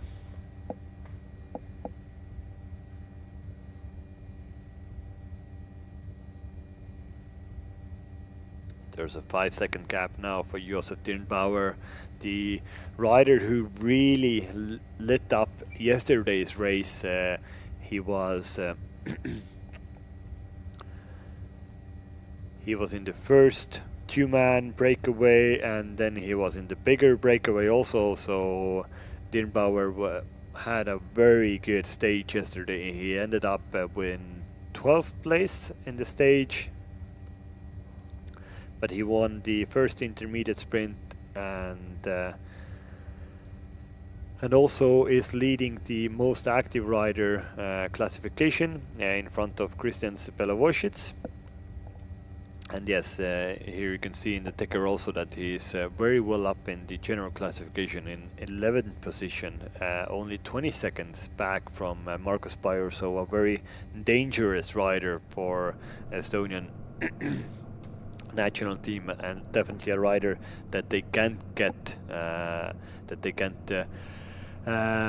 leave on the front for too long, because this guy is in great form. He showed that yesterday, and I can see that's why Right Arm from the Estonian national team is trying to bridge this gap to Josef Dirnbauer.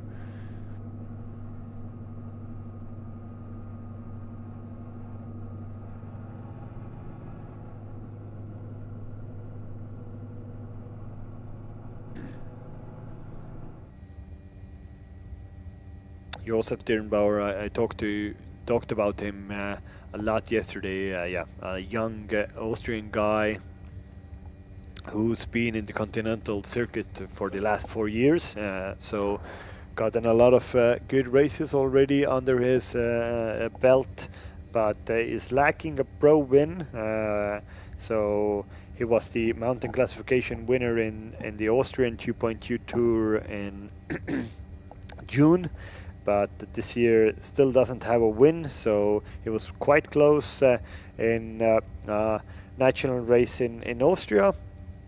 At the start of August, he was third there on the podium, but every rider wants a win, and you always want to end the year, end the season on a high. So we are pretty much in the latter parts of the cycling season, and getting a win here would definitely give confidence for the next year preparation for Josef Dirnbauer.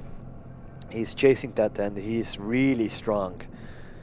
He's holding a very good pace all alone, and you could see how good of a aerodynamic position he has, tucked his hands on, resting on the handlebar, going as low as possible, but holding a very good cadence, and holding a very good power output, because he has approximately even 10 seconds on the rest of the breakaway companions.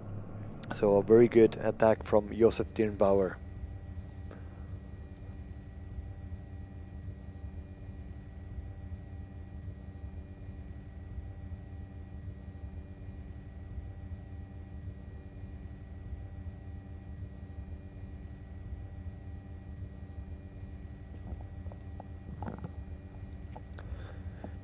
So still the situation that a lone rider, Josef Dirnbauer, is 10 plus seconds in front of the yellow jersey group, and then it's the 26 rider yellow jersey group, and then 2.5 minutes back to the rest of the peloton. Now these are the pictures of the yellow jersey group. The Estonian national team should be forced to chase this, because Josef Dirnbauer is a guy who is very well up in the general classification, but you could see they don't want to take the lead here, because it would only mean that other teams would lean on them, and Lauri Tam is for that reason he's trying to attack this bunch, but this isn't successful because everybody is looking at the Estonian national team riders now. Karl Kuritz here. Quick Pro still have 4 men in here, and their team rider number 6 is now trying to go and get a little gap. Number 6 is Aron Aus, a very good rider. He was third this year in the Estonian National Championships, so a rider with a bright future in front of him. A good climber also, so this kind of racing should really suit him. Let's see, it wasn't even a really attack from his side, but just a little bit of injecting some pace into the group, because nobody wants to leave Josef Dirnbauer just off the front. But the Estonian national team have really stepped a little bit back in this situation. They aren't forcing the chase, but they are also not attacking anymore. It's a bit weird, because they are probably very confident that they can still get the lone Dirnbauer back at the end of the stage, but if they will give him more than 30 seconds or even to a minute, that could really happen very fast. If they start looking at each other, then the situation would very fast go against them, because Josef Dirnbauer has shown that he is in good shape, and I think it's not that easy bringing this guy back. And you could see from his body language and also face that he is riding a very controlled effort, that he is not pushing over, that he is not on the limit full.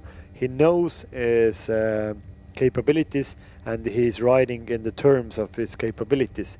But the reason that this group is only looking at each other and not really riding, this gives Josef Dirnbauer a very good possibility to bring a little bit of a surprise in today's race.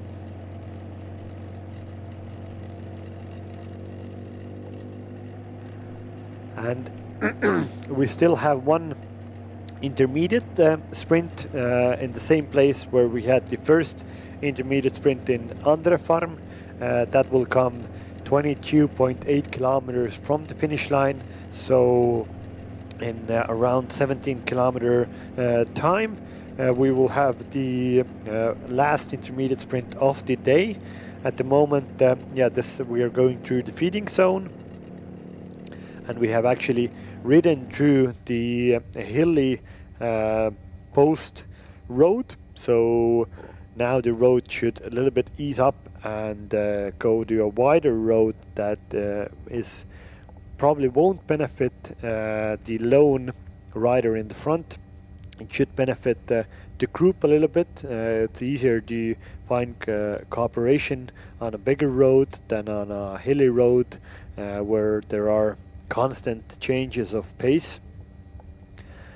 But let's see, something has to happen in this group soon, because if they will give Josef Dirnbauer a minute or extra, then it's very hard to bring him back. Because definitely here are a lot of tired legs, and many teams, and probably teams that all don't want to do cooperation. That motorbike is very close there. That wasn't a very good maneuver from the motorbike, but all good. Nice really pictures from the drone. Now there's a little split here in the yellow jersey group. And these splits don't happen because they're riding that fast. It just happens that not a lot of riders want to contribute to the chase here, and they just leave gaps. It's not the case that they are out of legs, but it just tactically they don't want to be at the front.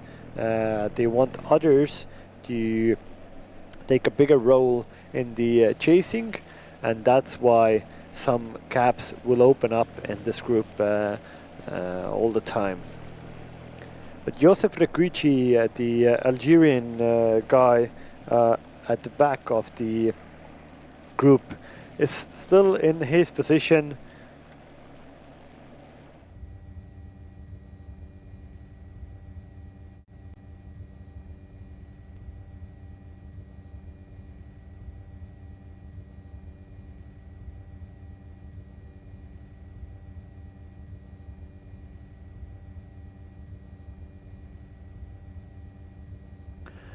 .4 kilometers to go, so we are in the last fourth of the today's stage. We started off in near Tartu, and we will soon start going again towards Tartu, where we will finish today's ride, today's stage.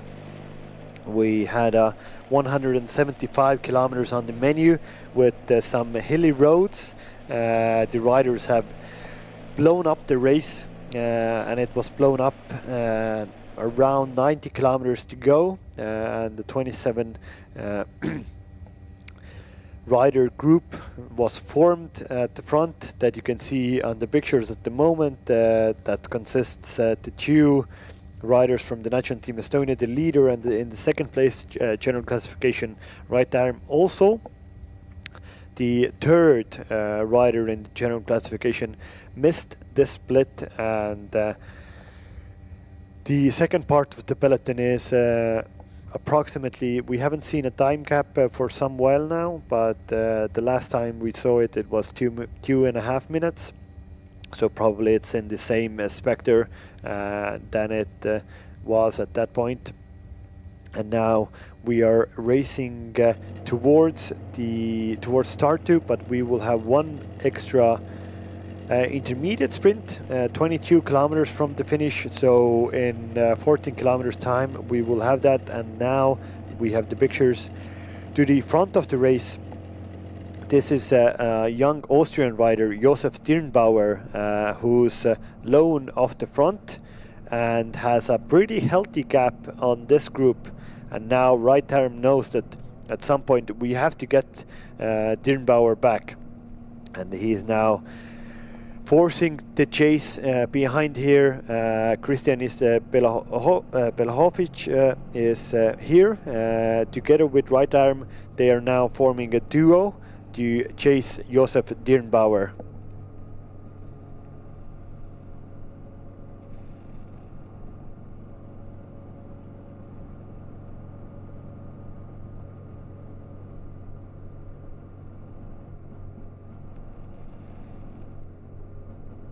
So Right Arm and Karlis Belovosic from the Latvian national team are with a small gap off the front of this yellow jersey group, and this is ideal for national team Estonia.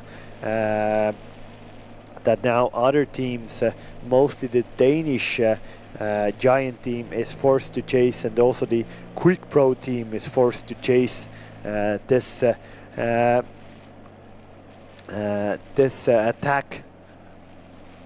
We see Markus Bayer also pretty close to the front. I wouldn't be surprised if Markus Bayer at some point does a crazy acceleration and bridges the gap to Right Arm and tries to go off together with him in the pursuit of victory.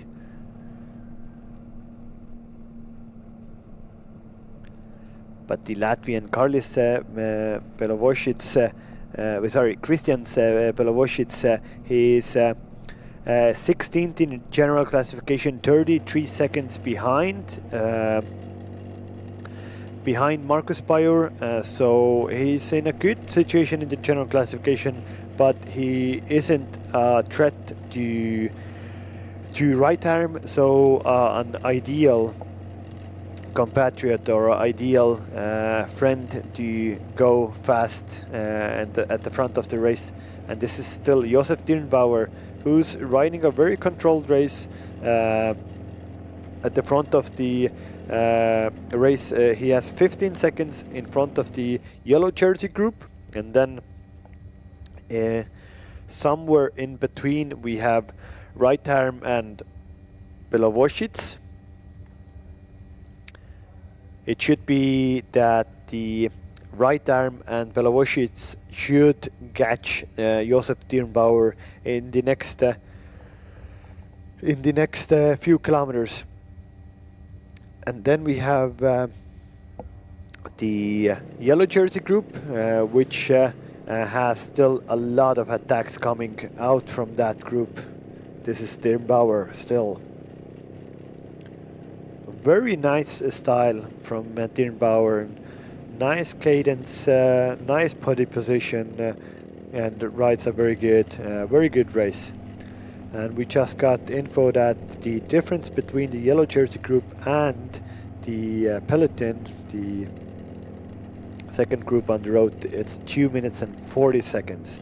So still a very healthy gap, and now it's more than certain that the winner of today's stage will come from the riders who are in the picture at the moment. So we have Dirnbauer at the front alone, then two riders, and then the yellow jersey group that you have on the on your site.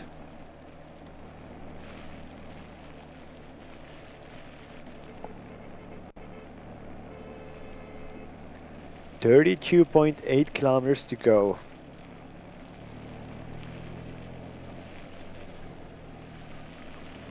Quick Pro Cycling are really losing out the fight here. There are men going off the front. They still have 4 guys here, and they don't have anybody in the front. they have to really do something to save their tour. This is Josef Regucci at the back of the bunch. Markus Bayer also slots in here to the penultimate place of the group. He doesn't have to do anything because his teammate right arm is in the front, and there's a catch now. So we will soon have a trio at the front.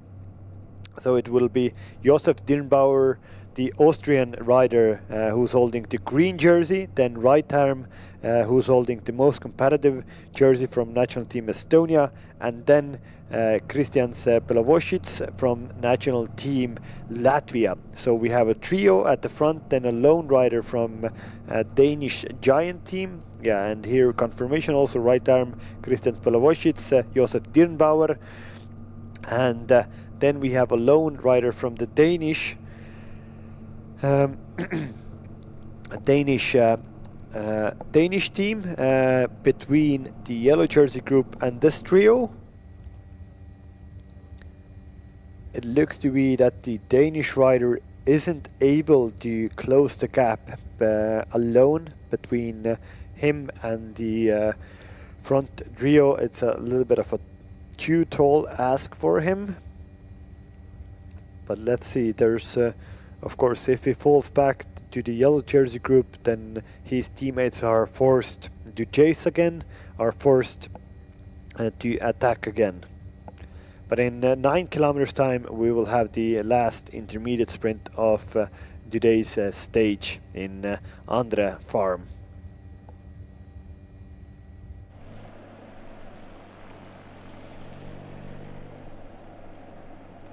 This is now the yellow jersey group on the road, group 1.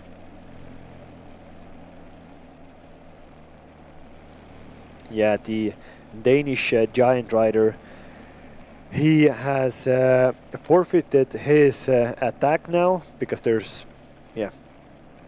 not so much power in his legs to close the gap alone to the front 3 riders, and I think that was a smart move, giving up on this effort and trying to help now his teammates to bridge the gap and go again with himself or with some other teammates to get back to the front of the race.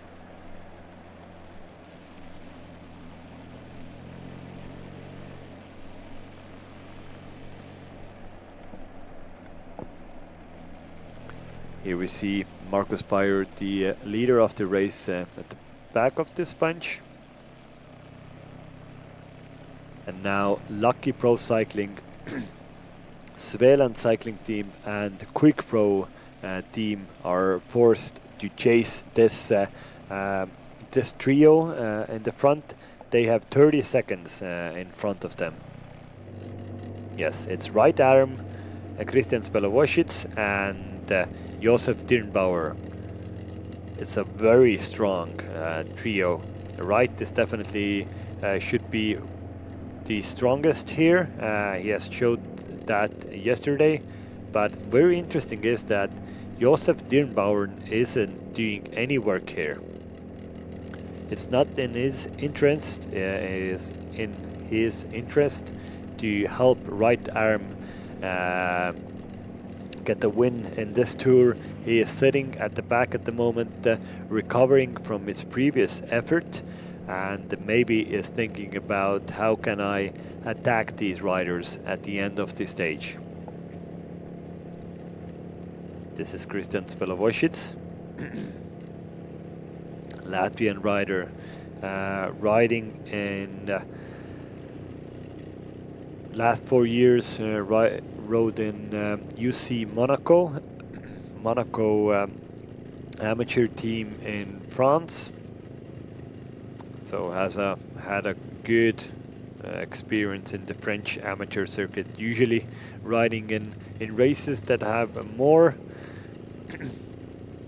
hills than here, but I think he's definitely happy to be back in his home region, starting yesterday in his home country in Latvia, Riga, and today in his neighboring country. So I know all of the Baltic riders who raced usually 90% out of Estonia are always, or out of the Baltic states are always very keen on racing the few races in the region, to come back and do it on home roads.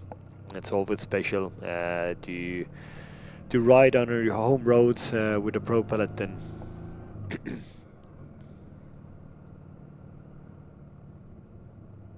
Here we see the yellow jersey is now also trying to get off the front of the peloton here, or off the front of the group.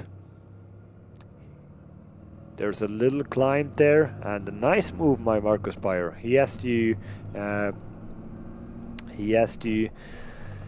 attack if he wants to stay in the yellow jersey, and then it gets a good advantage for Estonian national team also to get one extra rider in the front of the race. And who would be a better rider than Markus Bayer to get to the front? And here we see now there are a lot of tired legs.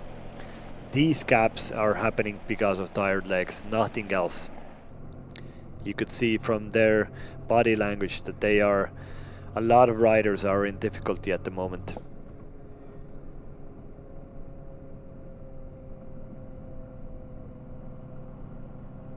But Quick Pro cycling team are really missing out. They only have now one rider here in this split. Estonian national team have put two riders here, three riders even. Karl Kuritz, Lauri Tamm and Markus Bayer. And Josef Rekuici is also here. This is now back to the front of the race. Arm, Dirnbauer, Belovoshits. Arm is doing some last nutritions. You have to eat a lot in a race that has been as hard as it has been.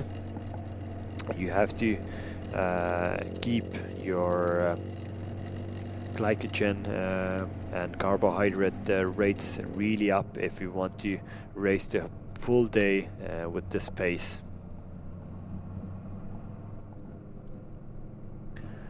But yeah, here is now a little split here, but it looks to be that it's very hard to find cooperation. And you can see a lot of tired legs, but also a lot of tired faces. So there's, yeah, this big leading group has split into two.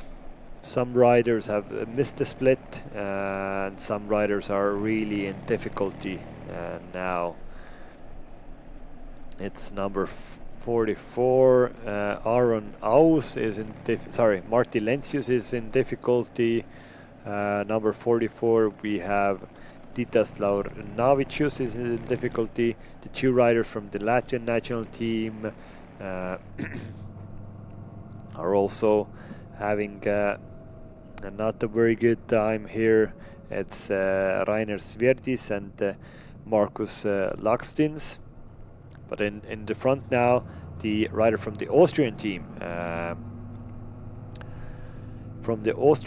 cycling team Schwingstal, is doing a little attack, and the first time we see Josef Rekuici in the front of the race. He is pushing the pace. This is the first time I have seen in this whole Baltic Chain Tour that Josef Rekuici is on the front of the race and doing a turn. This means that the race is on, because that guy knows when to do something and when not to do. But the gap is holding 27 seconds now. Three riders off the front, Dirnbauer, Arm and Belovoshits, and then 27 seconds back, and we have the riders that you see on the screen here. And in 4 kilometers time we will have the intermediate sprint. That's an interesting one, because definitely right arm will go for that, but also Josef Dirnbauer, who is holding actually the most active rider green jersey definitely wants the maximum points in that intermediate sprint, but it will be a very heatedly contested sprint between Arm and Dirnbauer, but on paper definitely right arm should get it. He is the fastest sprinter of these three guys in the front of the race.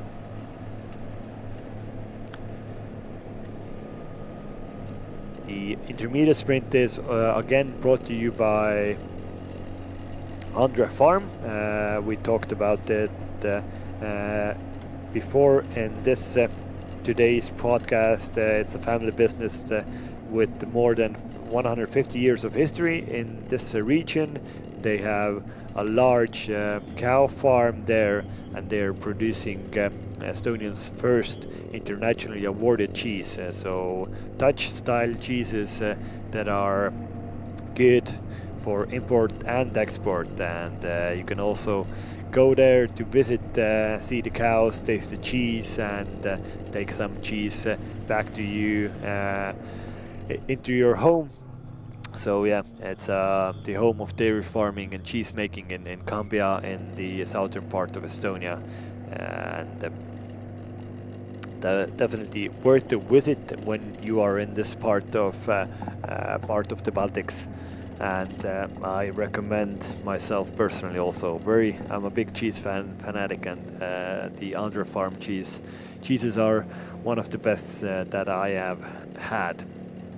But the intermediate sprint should be around in 1 kilometer's time. Yes, we will see a sign.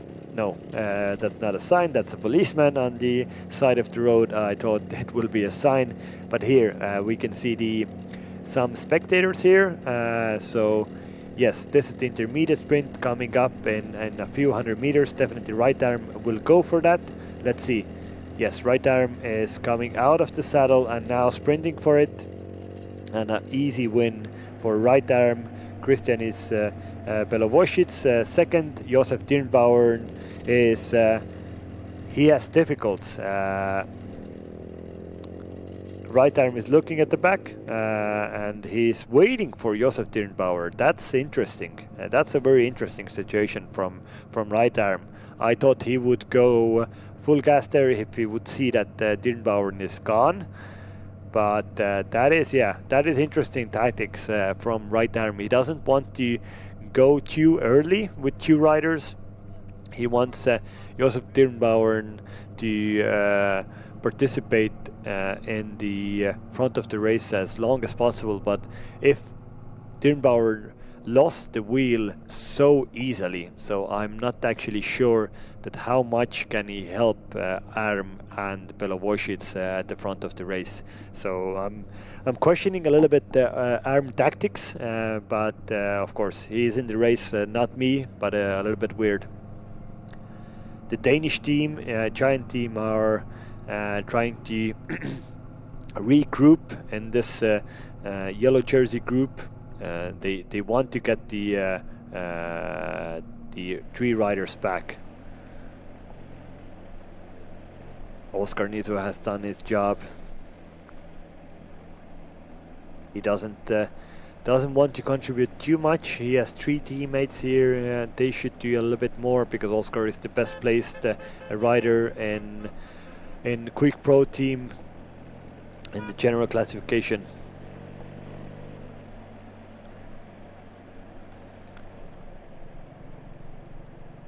Lauri Tam and Markus Bayer are now having a little bit of a discussion there, and this is then pictures to the front of the race. Yes, right arm waited for Dirnbauer, and they are still all together, three guys. Right arm, Josef Dirnbauer and Christian Belowosic. The right arm didn't want to get rid of Dirnbauer because he knows that he needs him. He needs his support in this group, and it's always easier to ride with three guys than with two guys. You can get a little bit more respite, and here you can see that, Josef Dirnbauer doesn't have the legs to sprint anymore, but he has the legs to slowly, with his own tempo, ride a steady race, and that's exactly what right arm needs in the race at the moment. But here is now a very interesting situation. Like Quick Pro cycling team, they should really contribute to the chase now.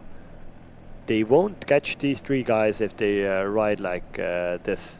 If they ride 70%, they have to fully commit to bring this back, because but it's hard to see that they will find a big cooperation all together with the Quick Pro guys and Lucky Pro Cycling and the Danish Giant team. I think maybe we will probably see some more attacks here before the finish. We will soon we will have a right-hand turn in 5 kilometers, then the wind will change a little bit. At the moment you can see there's a slight crosswind from the situation of the riders positioning on the road. But the difference is already 35 seconds. So the teams who are not represented in the front of the race, they have to really commit themselves in the next 5-10 kilometers. They have to bring this gap back to 10 seconds in the next 10 kilometers, because if they will just try to keep the pace under control, then these guys will go to the line. These guys still have enough firepower in their legs. Josef Dirnbauern is having difficulties, but still contributing a little bit to the group pace here. Not much, but Christian Isbelowosic doesn't look too tired, and right arm looks very good still. He definitely looks from the three guys the most freshest and most strongest. So advantage national team Estonia. Right arm put his goggles on again. That means game on. The sun has also come out, so we have had some very hectic weather conditions here. We have had quite a lot of rain in today's race, but it's nice that for the end of today's stage we will have some nice sunshine. Definitely the riders will appreciate some sunshine after a pretty grim day in the saddle. Near the end of August in this part, it could be very good weather, but it could be very bad weather, and it's more dealing in the side that it's not very good weather this year at the end of August. So the riders unfortunately have had to, amongst other difficulties, to deal with some showers and so on, but it's okay. These guys are used to that. But the gap is still growing. It's now almost 40 seconds. I think this is a situation where it's hard to see that there will become so much effort in this group that they can bring the three leaders back. 43 seconds now, 18 kilometers to go. These are working well, these three leaders. Two leaders, two guys from this three-man breakaway are working together. Josef Dirnbauern is just a passenger now at this moment. He doesn't have anything in his legs anymore, but he has raced a very good stage today, and also yesterday he did a lot of attacks, so it's only normal to see that his energy resources have been depleted in today's stage, but still he's trying to give a little bit of a helping hand to the other two leaders. Now we have pictures to the second part of the group. Something happened here. A little group went off the road here.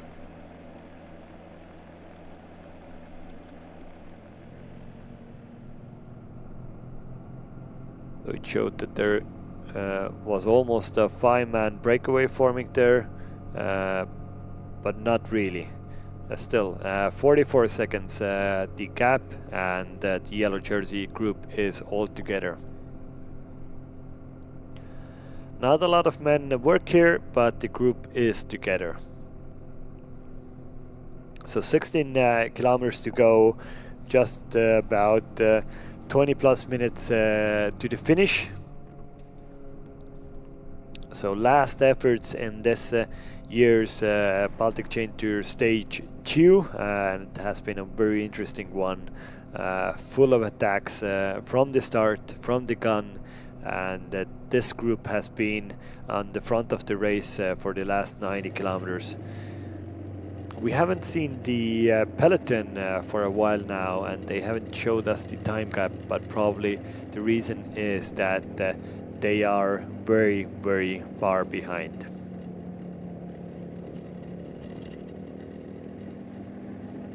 Three leaders went over a railway crossing, and now we have 15.7 kilometers still to go to the finish. And today's finish is in Ylänurme, just on the suburb of Tartu. It's a very straightforward finish today. They will go into or near Tartu, and that there will be one 90 degree left turn 2 kilometers from the finish, and from there on it's a straight arrow until the finish. So a very straightforward, a very easy finish, so no hiccups there, not a technical finish like we had yesterday. And we got some info from the road that the peloton is more than 3 minutes behind the yellow jersey group, so they are definitely out of the game, and today's race will be decided by these three guys or the yellow jersey group. There's still a possibility that the yellow jersey group can come and catch these three guys, right arm, Josef Dirnbaum and Christian Belovoshits, but the gap is 43 seconds and it's a tall ask. Now the yellow jersey group, Lucky Pro Cycling is attacking this group here, with one rider from Quick Pro Cycling, one Latvian team national, and then a rider from the Danish Giant team. But Lauri Tam from the Estonian national team is bridging this gap and bringing it all together again. I'm just thinking about Markus Pajur. He definitely has good legs. He hasn't done a lot today. He's definitely fresh. Will he try to do something before the finish here, or will he just wait for the finish in this group and let his teammate right arm win today's race from the first trio, or will he try to close the gap maybe alone in the last 10 kilometers, because we see there's a lot of tired legs in this group, not a lot of impetus. You can see when riders get tired, then they go all over the place on the road, and you can see this. It's all the time. The bodies move a lot more, and so on. It shows that it has been a very hard 2 days. on the road, and a very hard stage today. Straight from the start, the tempo was on, and they have just it's been an elimination game pretty much today. Just riders eliminating each other. Some spectators, some good Tartu local riders coming to watch the race. Always nice. You still, if you're in Tartu, you still have time to get to the Ylänurme finish in 13 kilometers time. You have more than 15 minutes to go to the finish and see today's finishers, today's winners in Ylänurme in 15 minutes. And go cheer on the riders there. This is Karlsruhe. It's a sketchy corner there, some gravel in the ideal trajectory of that corner. Now Markus Bayer did, I almost thought that he will do a big attack here, not yet, but I think it's Markus Bayer has to do something, or it doesn't have to do, but I see that he wants to do something here. He doesn't just want to follow the riders. I think he will do one big attack in the last 10 kilometers, and he will try to breach the gap alone to have a better position for his general classification. Riders also will go over the railway crossing. Railway crossings are also a little bit of sketchy at some point, but no problems for these experienced riders. But now this group has fully taken the gas off the pedal. 51 seconds already, and it looks to be that the 3 riders at the front of the race, they will decide today's winner. They have 11.4 kilometers to go still, and 55 seconds back to this yellow jersey group. Very hard to see that somebody will be able to bridge this gap. If Quick Pro guys and the Danish guys form a pact and go full gas, fully use their men, then it's a possibility, but I don't see that happening, because we see from their body language they actually don't have the legs anymore. They are on the limit, and they are just trying to limit the losses. Just try to keep it together and still have a chance for tomorrow, but it seems to be that this stage 2 is slipping away from these guys, and it is slipping away to 3 guys off the front, right arm, Christian Pelovosic and Josef Dirnbauer. Now Quick Pro understand this. It's now or never. 50 seconds, 10 kilometers to go. If they want to catch the 3 riders up front, they have to go full gas for the next day. Oscar Nisu doesn't understand. What is this rider from the Austrian team doing? Maybe you should help us, not attack us. But it's a little bit of a weird situation, because he actually has a teammate up front. He has Dirnbauer at the front of the race. So a weird attack from Dirnbauer's teammate, but maybe he has some golden legs now in his arsenal, and he tries to bridge the gap alone. I think it's a tall ask, but let's see. Well, with that little hill and that acceleration from this group, they shredded the gap by almost 10 seconds. So they still have a possibility, but they need 3-4 guys like Oscar Nisu that just did a huge pull on the front. If they commit with 3-4 guys like that, then it's a possibility.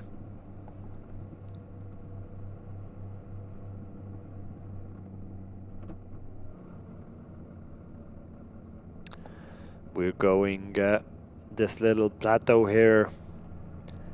Quick Pro cycling team have now committed 2 riders. It looks to be that they are going full gas to try to bridge the gap to these 3 riders.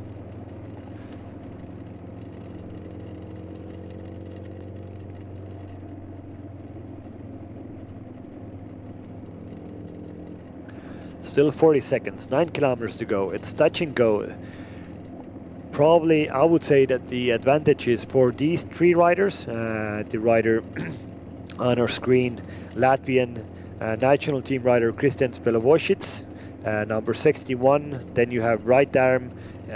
He doesn't. He's actually from the national team of Estonia, but he's holding the most competitive rider red jersey on his shoulder. And then also there is Josef Dirnbauer at the front. This is Philipp Lepka from cycling team Schwingstall.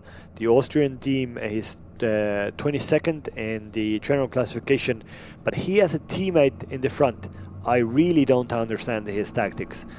There was no point of him attacking alone, because alone, if you want to bridge a gap of 40 seconds, you have to be Remco Evenepoel or somebody like that. You won't bridge the gap alone in this part of the race. You need somebody to help, and anyways, you have a teammate up front. What are you doing, Philip? Not a very smart move from him. I hope he understands it before he totally empties himself, that he won't bridge the gap to the front. And yeah, some questionable tactics, but well, all riders are free to do their own decisions. So he's riding his race now.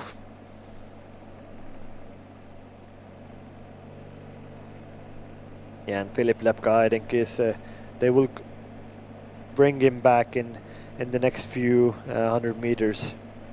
He has only a few seconds in front of this yellow jersey group. Really don't understand what is this guy doing.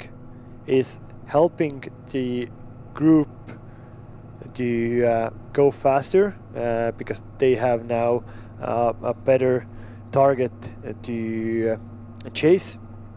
So he is actually making the situation worse for his teammate Josef Dirnbauer, who is 40 seconds ahead of the race at the moment with 2 other riders.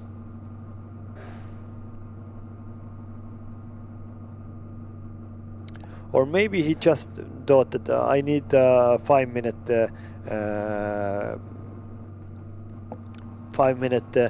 a little effort. I want to test my legs for tomorrow, and that's the reason why he did it. If that's the only plausible or only reasonable thing if he had in mind, like from a tactical point of view, that was one of the not smartest moves of the race, I would say.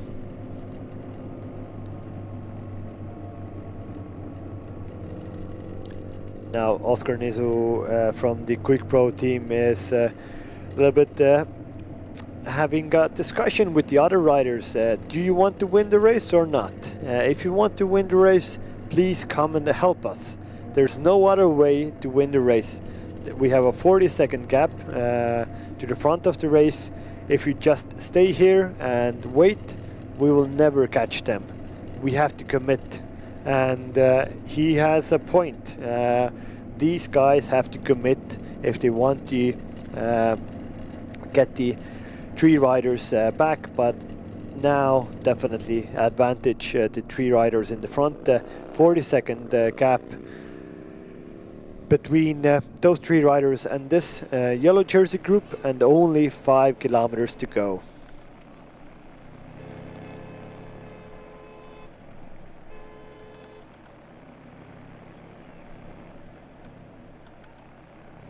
So 5 kilometers to go, 44 seconds to gap. Yellow jersey group is trying to find men to put on the front to bring it back, but it doesn't look like they have the firepower. And right arm in the front of the race is doing a very good job and making the race as hard as possible for the other riders here. And of course, all of the other guys in front also, they would like the gap to be as big as possible, because then they would jump up from the general classification. But now we see that there has been an attack. We missed it in our camera picture, but this is Josef Dirnbauer. He is left back, and we have Christian Belovosic in the second position, but he also has a gap, and it's right arm going solo, the Estonian national team rider going solo for the stage 2 victory, and I think he will achieve it. Right arm is showing that he is one of the, if not the strongest rider in the race, and Josef Dirnbauer, a man who has done so much today, was in the right positions all of the time, but now just lacking the legs to go with the acceleration of right arm. And there is now a huge probability that the yellow jersey group will catch Dirnbauer.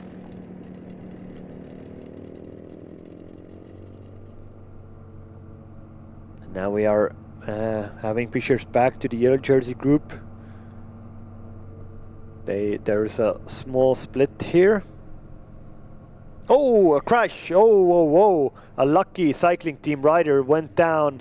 Just a situation where he lost focus a little bit and touched the wheel of a rider in front of him, and he went down. Hopefully got right back up. It didn't seem injured at least, but what can happen when you lose the focus in a race, and it shows that everybody is on the rivet, and if you're on the rivet, then your other senses will start to lose a little bit. So this is the situation on the road. Still 39 seconds to the front of the race, and in the front of the race it's a lone rider, right arm there, trying to achieve what he has achieved 2 times in this race, overall victory. But at the moment going for stage 2, and if he wins this, then he will definitely go into the yellow jersey, because he started today's stage 3 seconds back from his teammate Markus Pajur in the general classification. 2.2 kilometers still to go for right arm. He's doing a very controlled riding his own tempo, and did the right attack in the right time. So he should get the victory today, because this yellow jersey group is all over the place. People are losing contact, and they don't have any power anymore to bring the riders back.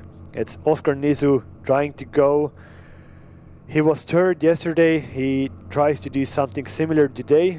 Let's see if it happens. It's a tall ask, because Laurie Tom is on his tail, and also a rider from the Danish Giant team is on his back.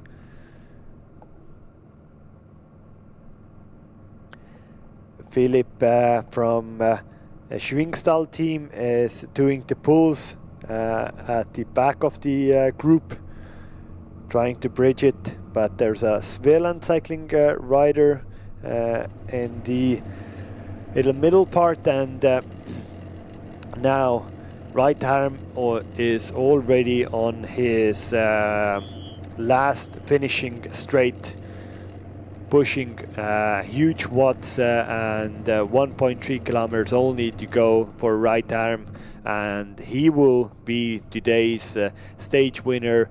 He has done a perfect race, and again, National Team Estonia have done quite a perfect race today.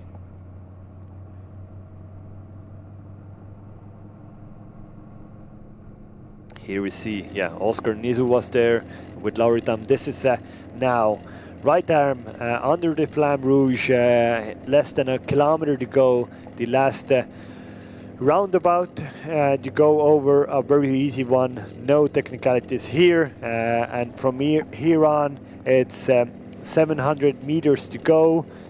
Right arm will get a solo victory in stage 2 of Baltic Chain Tour. This is not the second riders on the road. There should still be Christian Belowosic in the middle somewhere, and also we haven't seen Josef Dirnbauer.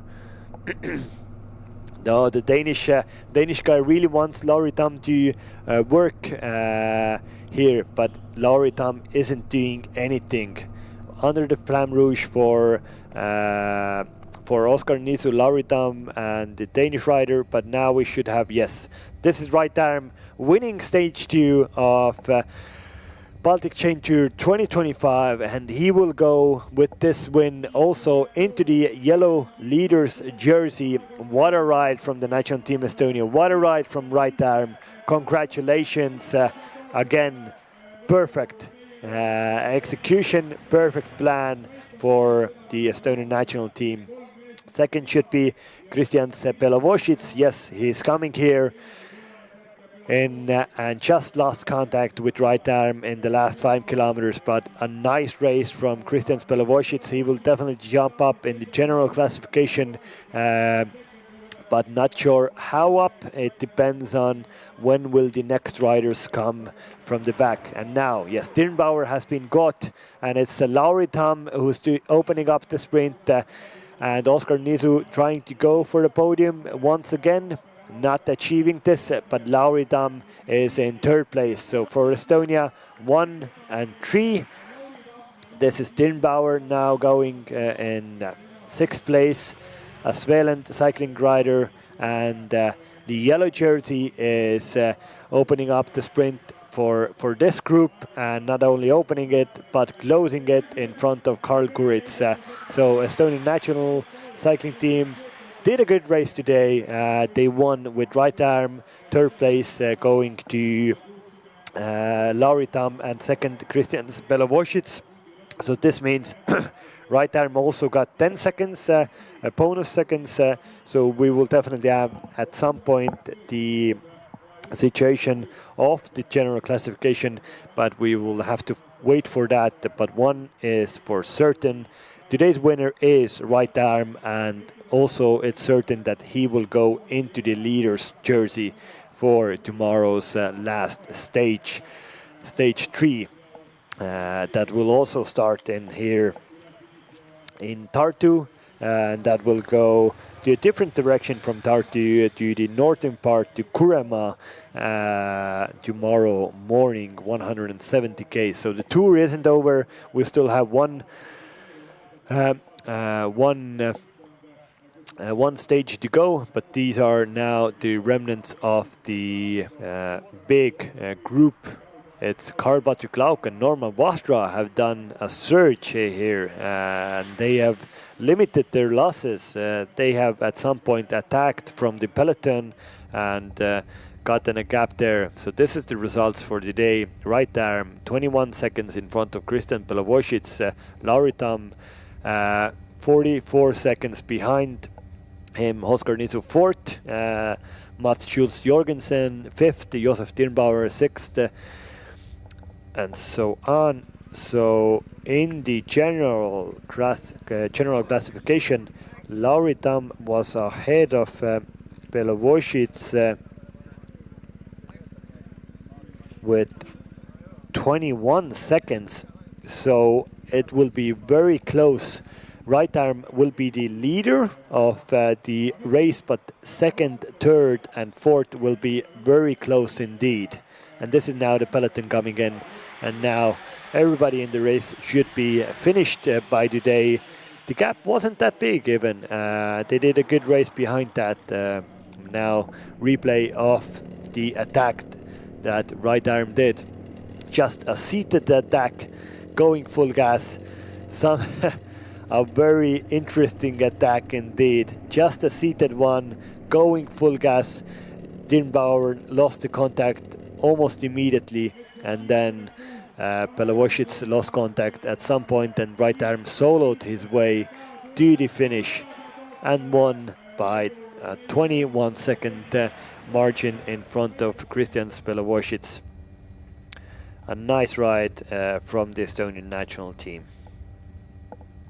So all of the stages have been won by the Estonian national team, and now Markus Pajur, the leader of before today's race, was 1 minute and 3 seconds back, so he will move back in the general classification. But Christian Pelevosic should be second in the general classification, and Lauri Tamm should be third. I don't know the seconds yet, and Oscar Nisu might just be fourth in the general classification. So there's still something up for grabs in the third stage of the Baltic Chain Tour, but today has been a proper race from the start, and right arm from the Estonian national team got the win. We will soon get the initial results of the general classification also on our screens. It will soon happen. Here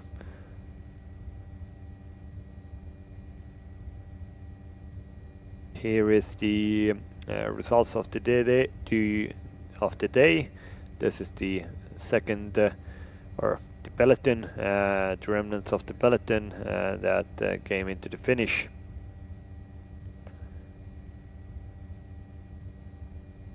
But tomorrow, definitely, again, it's probably we will see a little bit more of a controlled race from the national team Estonia side. They have now a healthy advantage with right arm in the general classification, and they all only have to look at Christian Pelevosic. So there might be a little bit more of a traditional breakaway going from the start of the stage, and then the race has a lot of actually hills and compared to Estonian wise hills, so there will be possibilities to go in the attack, but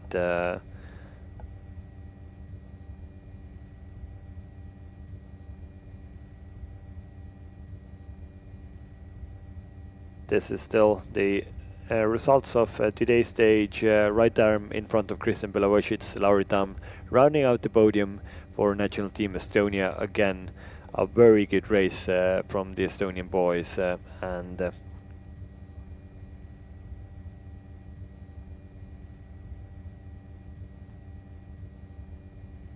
Josef Dirnbauer is in sixth today. He has been, I think, the sensation of the Baltic Chain Tour 2025. Yesterday, today, always active, always in the right places, definitely. If there could have been the most competitive rider classification, a special prize, then I would give that to Josef Dirnbauer. He has been a very, very good rider today.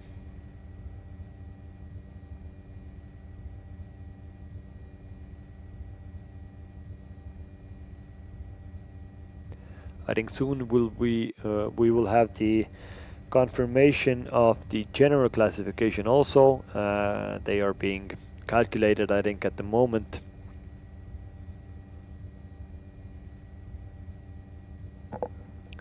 But it was a race from the start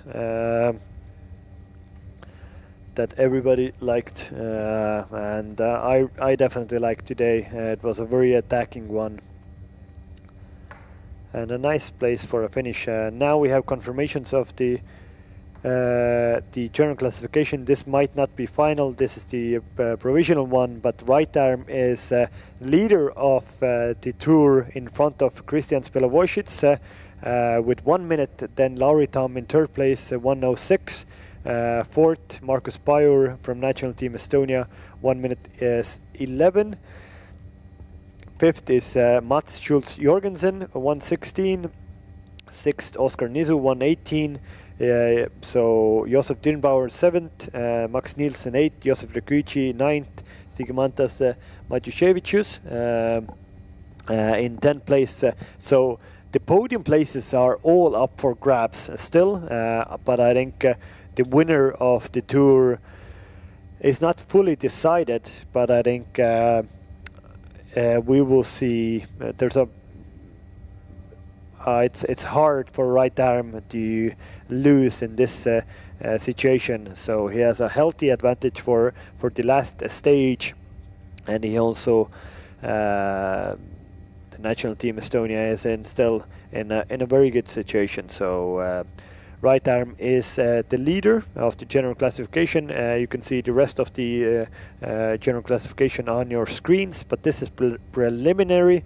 There might be some changes in seconds. We will have the full confirmation in some time, but now it would be a wrap from my side. We will go into the commercial soon, and then a award ceremony after that, around in 15 minutes. So you can stay on the live stream, you can watch the award ceremony, and we will meet again tomorrow morning when we will have the start of stage 3 of Baltic Chain Tour 2025. Thank you so much from my side. I was Christo and Vaga. Enjoy your Saturday evening and see you tomorrow in stage 3.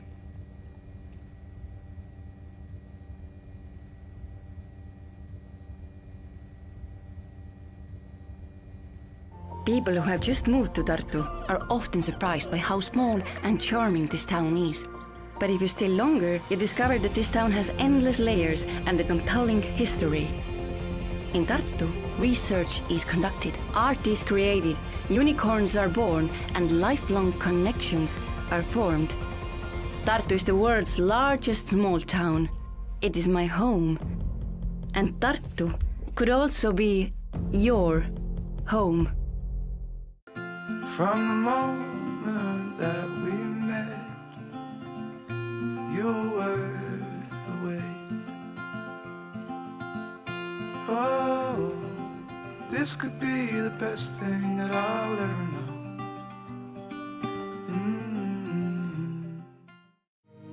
Welcome to Smart Riga, where the roots of our history nurture the growth of our future. Our city's policies support fair and sustainable growth, leading to new innovations and smarter living. Let's explore the foundations upon which Smart Riga is built. Smart transportation systems make commuting easier and more efficient, while smart traffic management and real-time updates ensure that residents can navigate the city with ease.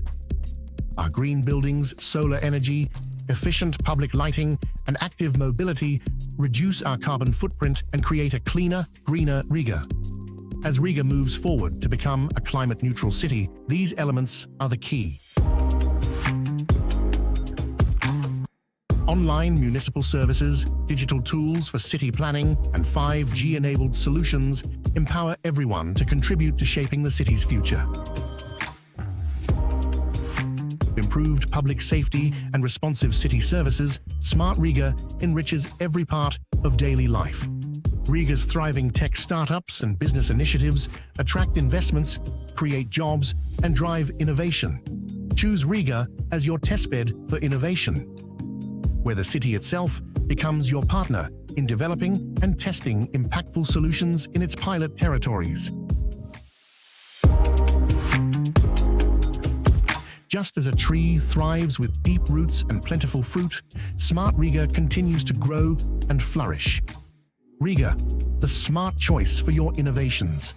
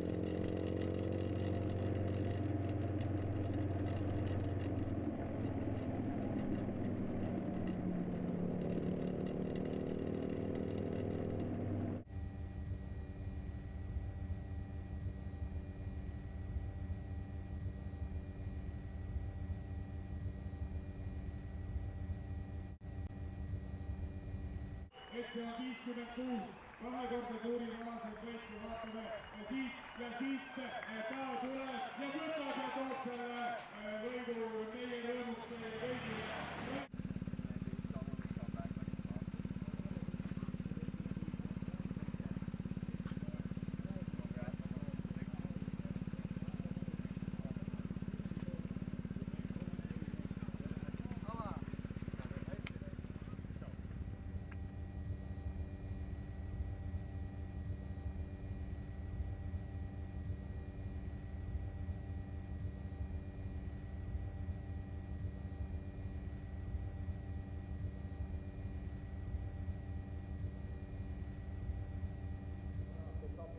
Teine rutiin ka paljudele tiimiliikmetele praegu ilmselt kiire taastumine, küsitakse rohkem seda, et kust need toidupakid kätte saab ja need saab kätte siis muuseumi kohvikust, see kollane, palju seal kuusnurkse äkki hoonega tegemist või on seal kaheksa nurka või kuusnurksest hoonest kohvikust siis toidupakid.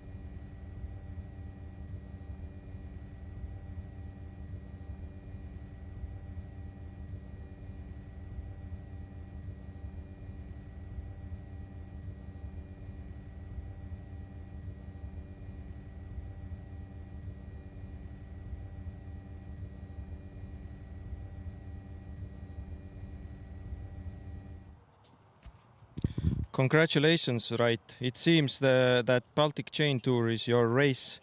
Did national team had a designated leader, or you decided to see how race unfolds? Yeah, we had actually two leaders for the stage, me and Markus Pajur, because we were first and second in the general classification.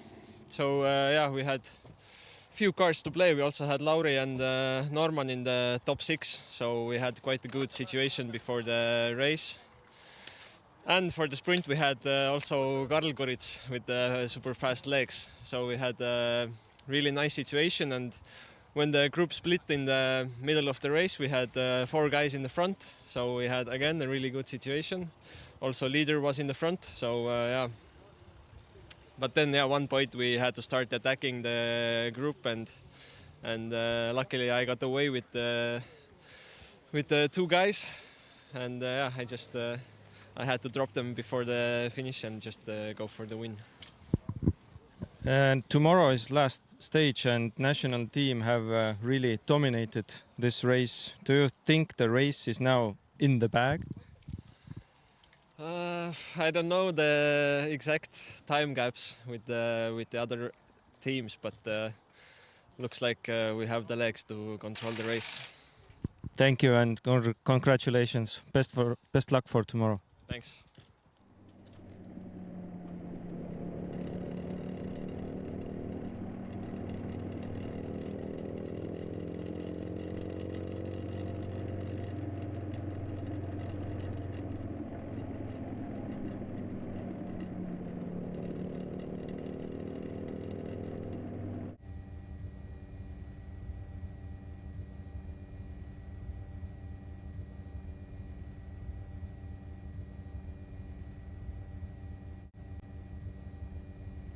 et see on 56 kahekordne tuurialaseid võitu, vaatame siit ja siit ta tuleb ja võtab ja toob selle võidu meie rõõmuks meie kõigile.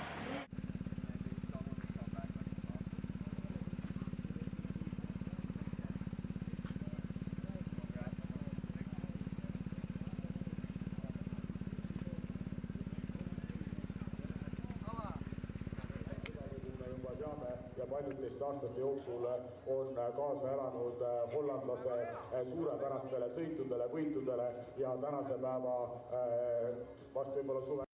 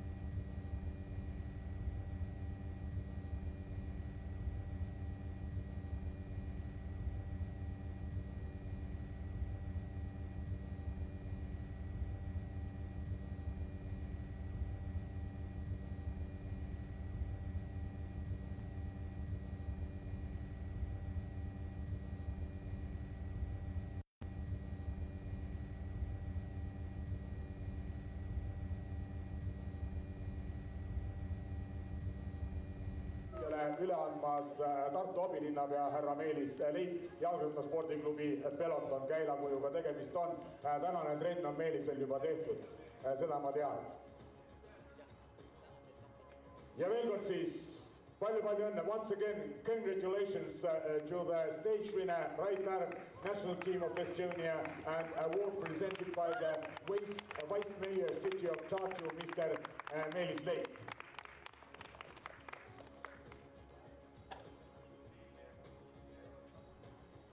Esimene vahefinish first intermediate sprint, and the winner is representing national team of Estonia, Markus Pajur.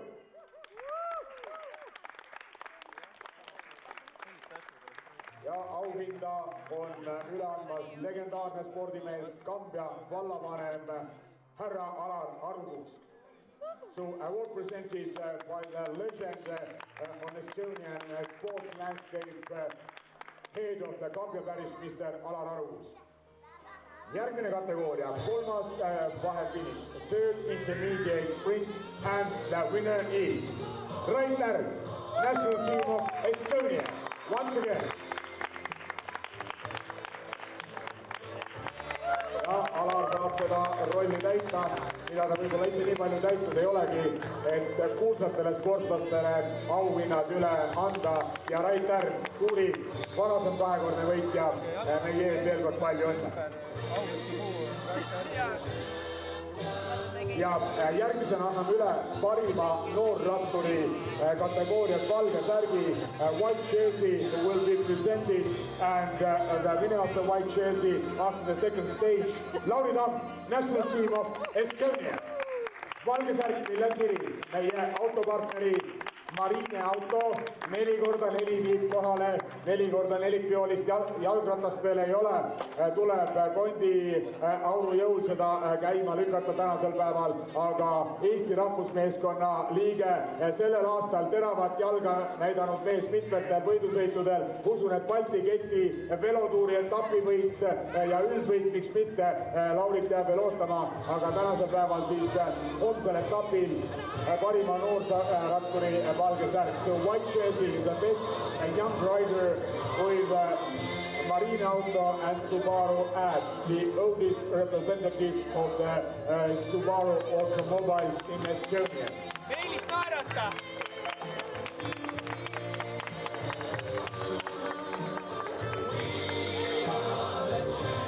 Ja järgmine siis kõige aktiivsema ratturi roheline särk, so the most active rider and green jersey after the second stage belongs to the representative of the Estonian national team, Markus Pajur. Peale teist etappi aktiivsem rattur ja roheline särk Markus Pajuri selga läheb. Ja sellel peaks olema meie lõunanaabrite lätlaste Riia linn on toetanud tuuri ja Riia linna reklaamidega särk Markusele homsele etapile selga läheb. Täna pedaaliste etappi mäletatavasti kollases särgis. Palju õnne veel kord Markusele, kes homsele etapile läheb vastu rohelises särgis. Next category, most competitive rider and red jersey, seega siis kõige võitluslikum rattur ja punane särk, nii nagu ka tänasel etapil, kuulub Eesti rahvusmeeskonna esindajale. Raitar!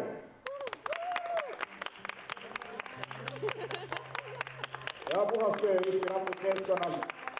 Paradoks selles, et täna Markuselt sai ta selle punase särgi, see särk talle tänasel päeval oli õnnelik, aga homsel päeval ta enam selle särgiga rajale minema ei pea, sellepärast et meil on jäänud veel üks kategooria autosustada, aga ärge rutake sündmustest ette. Praegu siis kõige võitluslikum rattur, most competitive rider, red jersey after the second stage belongs to Raitar, member of the national team of Estonia. Once again, congratulations, palju õnne!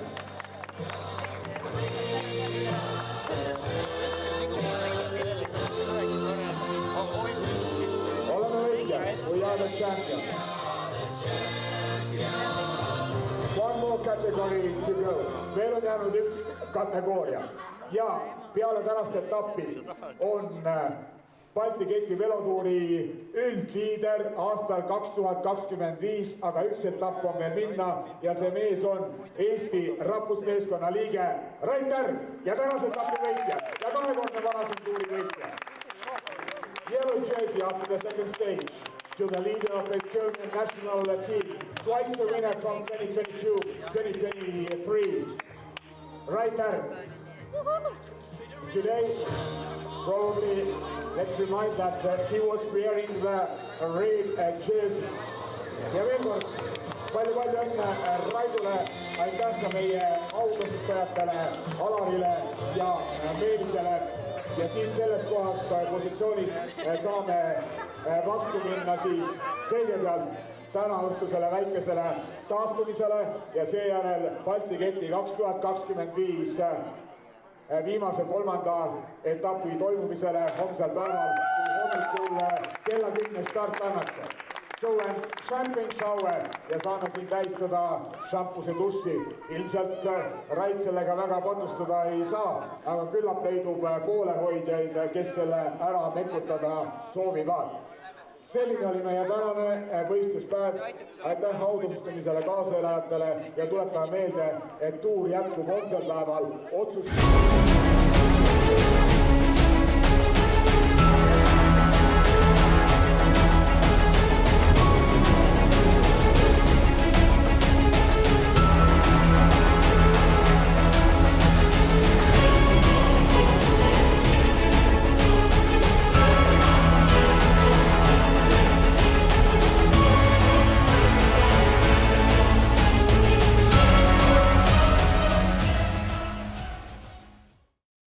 People who have just moved to Tartu are often surprised by how small and charming this town is. But if you stay longer, you discover that this town has endless layers and a compelling history. In Tartu, research is conducted, art is created, unicorns are born, and lifelong connections are formed. Tartu is the world's largest small town. It is my home. And Tartu could also be your home. From the moment that we met, you're worth the wait. Oh, this could be the best thing that I'll ever know.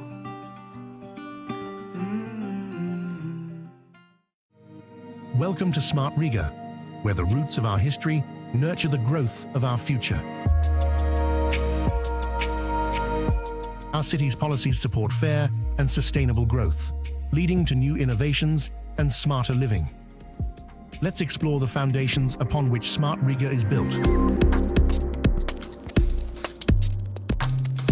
Smart transportation systems make commuting easier and more efficient, while smart traffic management and real-time updates ensure that residents can navigate the city with ease. Our green buildings, solar energy, efficient public lighting, and active mobility reduce our carbon footprint and create a cleaner, greener Riga. As Riga moves forward to become a climate-neutral city, these elements are the key. Online municipal services, digital tools for city planning, and 5G-enabled solutions empower everyone to contribute to shaping the city's future. Improved public safety and responsive city services, Smart Riga enriches every part of daily life. Riga's thriving tech startups and business initiatives attract investments, create jobs, and drive innovation. Choose Riga as your testbed for innovation, where the city itself becomes your partner in developing and testing impactful solutions in its pilot territories. Just as a tree thrives with deep roots and plentiful fruit, Smart Riga continues to grow and flourish. Riga, the smart choice for your innovations.